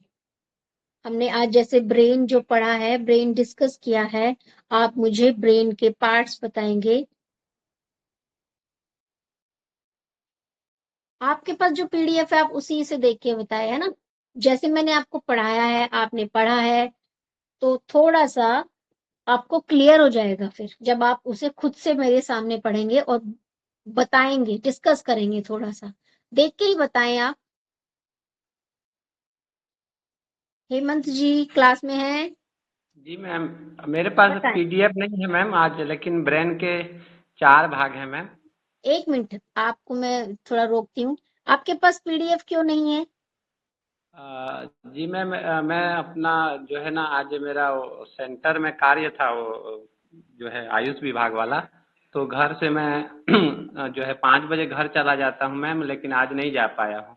अच्छा अच्छा, नहीं वैसे है तो आपके पास अवेलेबल ना? जी जी मैम, है पीडीएफ। चलिए आप बताइए, जितना भी आपने सुना है, समझा है, वो बताइए आप। जी मैम। चलिए आप बताएं मुझे। निशा जी आप बताएंगे? अग्र आप बता मस्तिष्क। रहे हैं? हेमंत जी आप बता रहे हैं? जी मैम, मध्य मस्तिष्क, पश्चिम मस्तिष्क। हाँ, 3 पार्ट्स होते हैं, अग्र जी मैम। मस्तिष्क, मध्य मस्तिष्क और पश्चिम मस्तिष्क। जी मैम, ठीक और है, अग्र मस्तिष्क के भी इसमें 4 भाग में बांटा गया है मैम। गुड। पता तो है आपको, बताइए। सेरेब्रम, थैलेमस, हम्म, हाइपोथैलेमस, एवं। हाइपोथैलेमस। जी मैम। ठीक है, और चलिए। जी, हम्म, बसव गेंगलिया। हाँ चलिए आप बताएं निशा जी, सेरिब्रम के बारे में बताएंगे?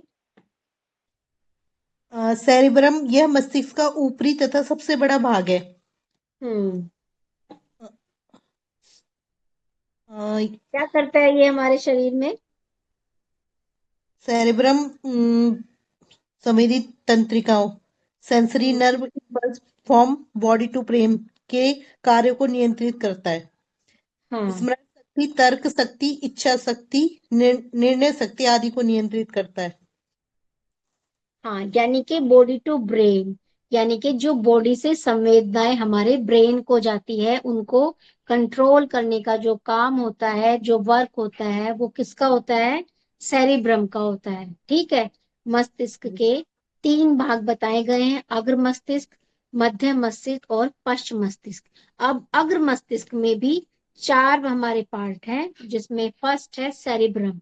सेरिब्रम का फंक्शन होता है हमारे बॉडी से ब्रेन को मैसेज पहुंचाना।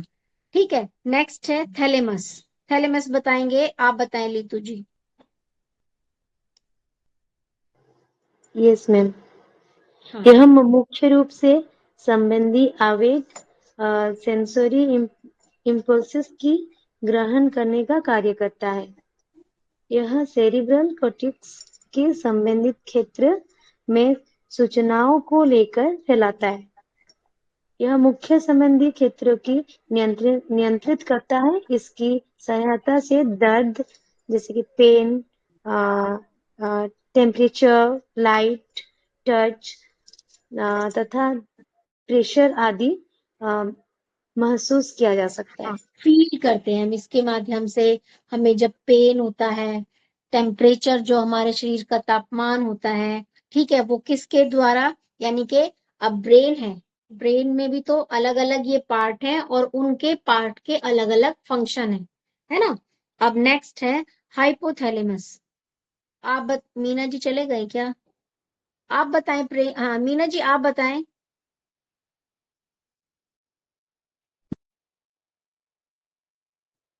मीना मैम। जी हाँ आप बताएं। हाइपोथैलेमस ये पिट्यूटरी ग्लैंड से अटैच रहता है और ये बॉडी के टेम्परेचर को रेगुलेट करता है, भूख और प्यास को भी नियंत्रित करता है। रेगुलेट करते हैं। हाँ गुड। और ये बहुत सारे ग्रुप से, नर्व सेल्स के बहुत सारे ग्रुप से बना हुआ होता है और जो पिट्यूटरी ग्लैंड में लोकेटेड रहता है। और इसका जो क्या बोलते हैं, एंडोक्रिन ग्लैंड्स के जो सेक्रेशन होते हैं इसको सबसे भी बड़ा ये देखो रेगुलेट मेन करता है। फंक्शन है। हाँ इसको अंडरलाइन कर ले, मेन फंक्शन है ये हमारी अंतःस्रावी ग्रंथियों यानी कि एंडोक्राइन ग्लैंड्स के स्राव को भी नियंत्रित करता है हाइपोथैलेमस। और क्या करता है? हमारा तापमान, भूख, जब हमें भूख लगती है हमें, तो हमें कैसे पता लगता है? भूख किसके माध्यम से पता चलता है? कौन किसका फंक्शन होता है कि हमें कैसे पता लगा भूख लगी, हमें प्यास लगी? तो ब्रेन का कौन सा पार्ट अपना रोल निभाता है यहाँ पे? हाइपोथैलेमस। ठीक है। चलिए अब मिड ब्रेन की तरफ चलते हैं। मिड ब्रेन में का ऐसे कोई पार्ट नहीं होते हैं। ये अग्र मध्य मस्तिष्क, अग्र मस्तिष्क तथा पश्च मस्तिष्क के बीच स्थित होता है और ये साइज बताया गया है इसका। ठीक है। और कहाँ स्थित होता है? इसके बाद है हमारा, मध्य के बाद है हिंड ब्रेन यानी कि पश्च मस्तिष्क। पश्च मस्तिष्क के भी आगे 3 भाग है, 3 पार्ट्स में डिवाइड है ये भी, जिसमें नंबर 1 है पोन्स। पोन्स बताएंगे, बताए लीतू जी। Yes ma'am. यह ऊपर की ओर मिड ब्रेन एवं नीचे की ओर मडुला अंगलागटा के बीच में स्थित रहता है। इसमें वे तंतु रहते हैं जो ऊपर तथा नीचे की ओर आवेग ले जाते हैं तथा कुछ तंतु ऐसे होते हैं जो सेरेब्रम से जुड़े हैं। यह श्वसन क्रिया के नियंत्रण करता है। हाँ देखो ये तो स्ट्रक्चर बताया गया है, लेकिन आपको इनका ये कंट्रोल किस पे करता है? यानी कि हमारे श्वसन को हमारे ब्रेन का पोन्स जो पार्ट होता है वो नियंत्रित करता है ना। कुछ पॉइंट्स होते हैं जिन्हें आप तुरंत अंडरलाइन कर लिया करें, है ना। पोन्स का फंक्शन क्या होता है? यानी कि हमारे रेस्पिरेटरी क्रिया को कंट्रोल करना, नियंत्रित करना। नेक्स्ट है हमारा मेड्यूला ओब्लोंगेटा। यह ऊपर की ओर पोन्स और नीचे की ओर स्पाइनल कॉर्ड के बीच स्थित होता है। इसमें हार्ट और श्वसन केंद्र स्थित होते हैं, यानी कि रेस्पिरेटरी के साथ साथ हार्ट जिन्हें महत्वपूर्ण केंद्र भी कहा जाता है। और फंक्शन देखिए, यह हृदय और श्वसन क्रिया को नियंत्रित करता है। पोन्स हमारे श्वसन को करता है और मेडुला श्वसन के साथ साथ हमारे हार्ट को भी नियंत्रित करता है और रक्त वाहिनियों के व्यास को यानी कि उनके डाया को भी कंट्रोल करता है। प्रत्यावर्ती केंद्र को भी नियंत्रित करता है और उद्दीप्त होने वाली क्रियाएं है ना, जैसे अचानक से हमें छींक आना या फिर खांसी आना, उल्टी होना, तो ये सब किसके पार्ट है? ये सब हमारे ब्रेन के फंक्शन होते हैं, ब्रेन के पार्ट है और उसमें जो ये इनके पार्ट है उनके अलग अलग फंक्शन है ना। हमारे शरीर में कितनी सारी क्रियाएं होती है, सबका कंट्रोल हमारे ब्रेन में है और ब्रेन के भी ये पार्ट्स बताए गए हैं और उनमें उनके अलग अलग पार्ट्स का भी कार्य एक्सप्लेन किया गया है। ठीक है, नेक्स्ट है हमारा सेरिबेलम। सेरिबेलम बताएंगे प्रेम जी, आप बताएं, आप बहुत शांत रहते हैं क्लास में। प्रेम जी, आप बस क्लास में जब ज्वाइन करते हैं ना तब नमस्ते करते हैं, फिर गायब हो जाते हैं। प्रेम जी, आप हैं क्लास में? चलिए, आप बताएं मीना जी।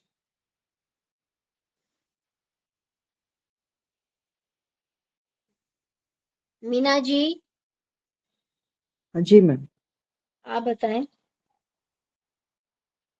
सेरिबेलम, सेरिबेलम जो है ना, उसका मुझे जी जी। बताएं, फंक्शन बताएं मुझे। हाँ, इसका सिर्फ फंक्शन बताना है मैम। हाँ, सिर्फ फंक्शन बताएं।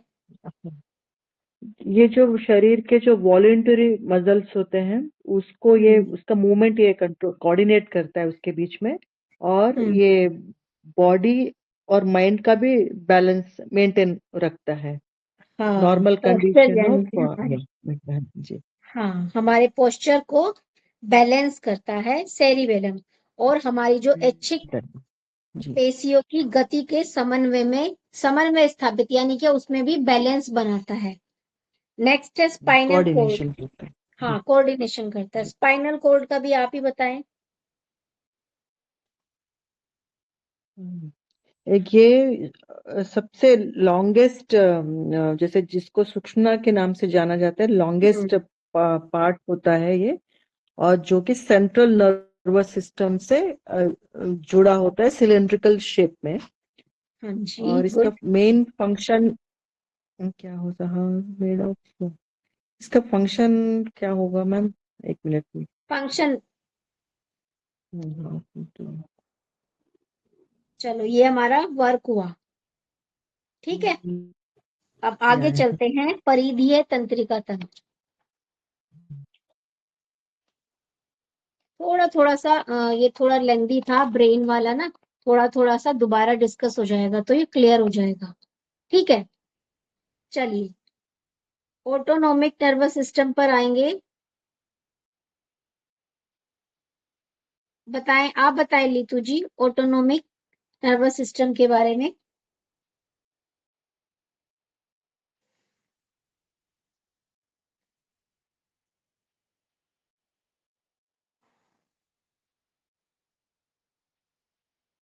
लीतू जी, यस मैम। हाँ बताएं, आराम से बताएं, कोई बात नहीं। यस, यह तंत्रिका तंत्र का अनुच्छेदिक इनवॉलेंटरी भाग होता है जो शरीर में स्वतः होने वाले क्रियाओं जैसे दिल की धड़कन की जैसे हार्ट बीट, पाचन नली की ग्रंथि, स्राव को नियंत्रण करता है। इसे अनैच्छिक तंत्रिक तंत्र भी कहते हैं। इसको दो भाग में डिवाइड किया गया है, अनुकंपी तंत्रिका तंत्र और परानुकंपी आगे तंत्रिका बढ़ने से तंत्र। पहले ना एक मिनट, मुझे एक चीज क्लियर करें। आप इस चीज से क्लियर इसको समझते हैं, पाचन नली के ग्रंथि स्राव, ये क्लियर हुआ? मैंने जब मैंने पढ़ाया था ना तब भी मैंने क्लियर किया था। आपको समझ में आया ये क्या लाइन का मतलब इसका है पाचन नली के ग्रंथि स्राव को नियंत्रित करता है, कंट्रोल करता है।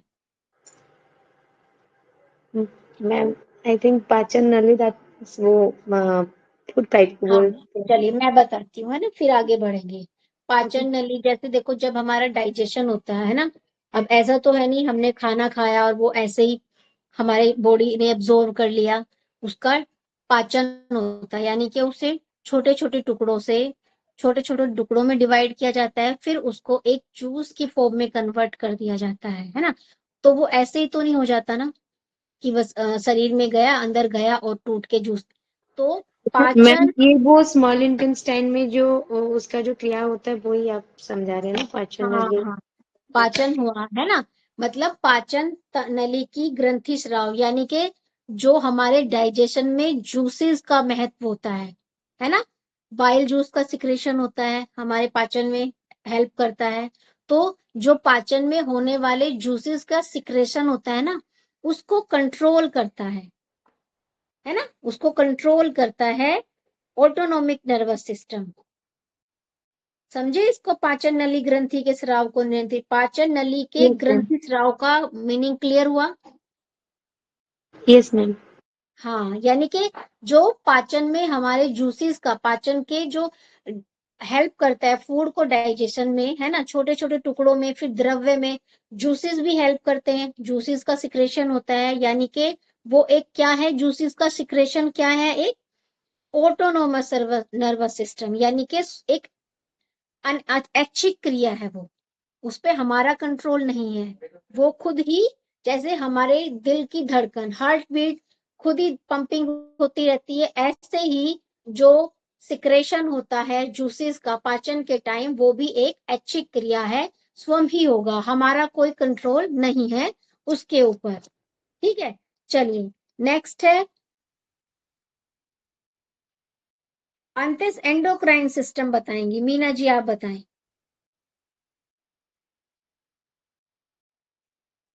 फटाफट रिवाइज कर लेते हैं, ठीक है,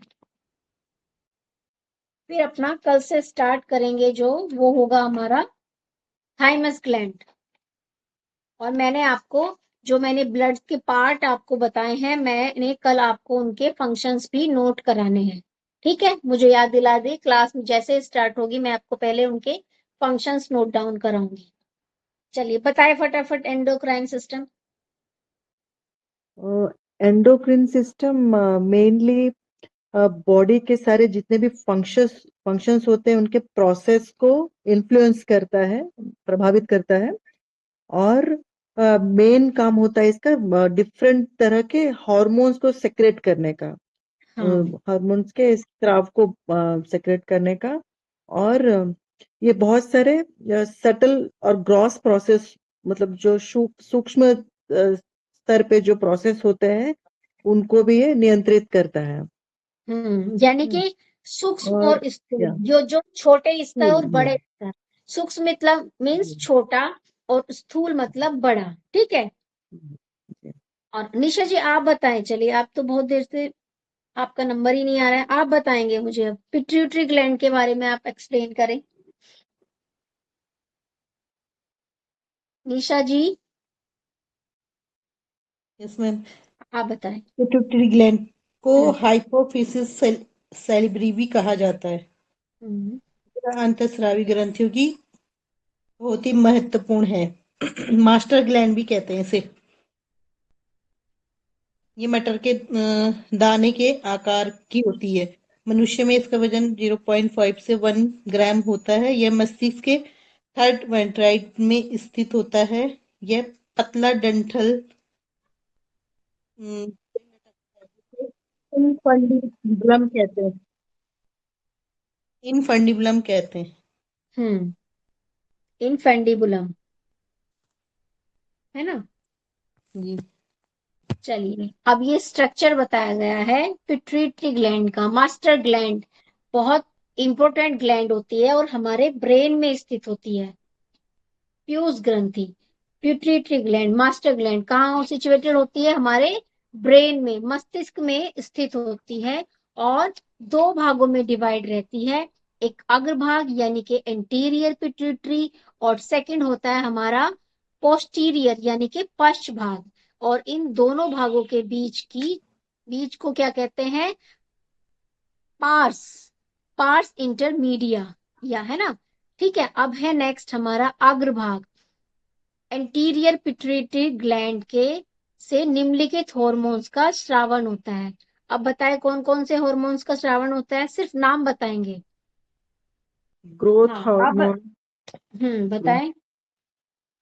एक तो होता है ग्रोथ हार्मोन, फिर हम्म क्या बोलते हैं इसको, इसका नाम नहीं आ रहा है पढ़ने में। कौन से वाला नहीं आ रहा है बताइए। एक ग्रोथ हार्मोन हो गया, है ना, कि सोमेटोट्रोपिक हार्मोन। सोमेटोस्टोपिक ग्रोथ, इसका काम क्या होता है मैम, सोमेटोस्टोपिक का? कभी सुना नहीं इसका। ग्रोथ हार्मोन को ही बोलते हैं इसमें सोमेटोट्रोपिक हार्मोन, है ना।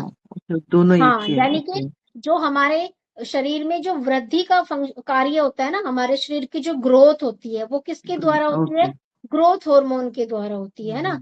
जो कहाँ से सिक्रेशन होता है, कहाँ होता है? हमारे पिट्यूटरी ग्लैंड के अग्रभाग से निम्नलिखित हार्मोन स्रावित होते हैं, वहीं से हमारे ग्रोथ हार्मोन का सिक्रेशन होता है, ग्रोथ हार्मोन स्रावित होता है, जो हमारे शरीर की वृद्धि और विकास के लिए उत्तरदायी होता है। ठीक है, क्लियर हुआ? जी जी।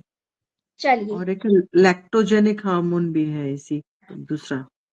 हाँ हाँ, लेक्ट्रोजेनिक हार्मोन यानी कि जो वुमेन्स में, है ना, वुमेन में, जो स्त्रियों में, जब स्त्रियों में दूध के श्रावण को, है ना, जब गर्भवती स्त्री होती है, बच्चा छोटा होता है, तो उसमें दूध के श्रावण को बैलेंस करता है ना, गर्भावस्था में व्यवस्थित करता है। ठीक है, तो जो लेक्टोजेनिक को प्रोलैक्टिन भी बोलते हैं, लेक्टोजेनिक हार्मोन भी बोलते हैं, लेक्टोट्रोपिक हार्मोन भी बोलते हैं। यह हार्मोन्स स्त्रियों में दूध के श्रावण को बैलेंस करता है, संतुलित करता है। ठीक है, फिर नेक्स्ट, अब इसके बाद है हमारे, फिर अब आपके पास तो नोट्स, आप बता पाएंगे हेमंत जी? निशा जी आप बताएंगे। एक हुआ हमारा ग्रोथ हार्मोन, ठीक है, एक हुआ हमारा लेक्टोट्रोपिक हार्मोन, थर्ड है हमारा थायराइड, इसका ACTH। थायराइड। हाँ सी है ACTH, एड्रीनोकॉर्टिकोट्रोपिक हार्मोन। हाँ, गुड। हार्मोन शरीर की सामान्य वृद्धि, विकास तथा एड्रिनल कॉर्टेक्स को नियंत्रित करता है। इसके ज्यादा स्राव से एडिशन रोग होता है। और नंबर सी है, चलिए। डी है thyroid stimulating hormone, TSH। Hormone thyroid ग्रंथि को थायरोक्सिन के स्राव के लिए उद्दीप्त करता है। चलिए, गुड। आप इनको ना पॉइंट, जैसे A B C लिखा हुआ है, D, इनको पॉइंट्स करें, इनको अंडरलाइन करें, क्योंकि ये थोड़ा हेडिंग में नहीं है। ठीक है, चलिए, अब अपनी क्लास को यहीं पे एंड करेंगे। थोड़ा सा डिस्कस करूंगी मैं कल फिर से हॉर्मोन्स को, थोड़ा लेंथी टॉपिक है, अच्छे से आपको समझ में आना चाहिए। आपकी कोई क्वेरी हो तो अपना नोट डाउन करके आए जरूर। कोई क्वेश्चन आपका होगा उसको क्लास में सबसे पहले उसी को डिस्कस किया जाएगा। और जो हमारे ब्लड के पार्ट्स हैं उनके फंक्शंस रिपीट होंगे दोबारा कल क्लास में। ठीक है, तो अभी अपनी क्लास को यहीं पर एंड करेंगे, और लास्ट में 1 मिनट के लिए ओम का उच्चारण करेंगे, और उसके बाद अपनी क्लास को एंड करेंगे। तो 3 बार ओम का उच्चारण करेंगे। ओम, 3 बार ओम, और 3 बार ही शांति। सबसे पहले लंबी गहरी सांस लें, कमर गर्दन सीधी करेंगे और लंबी गहरी सांस लेंगे 3 बार। रिलैक्स हो जाएं पूरी तरह से।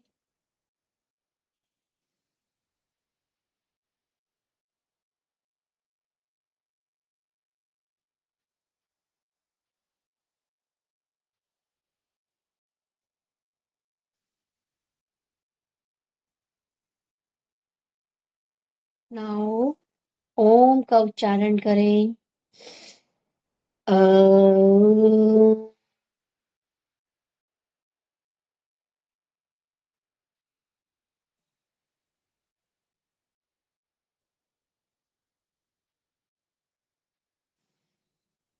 अ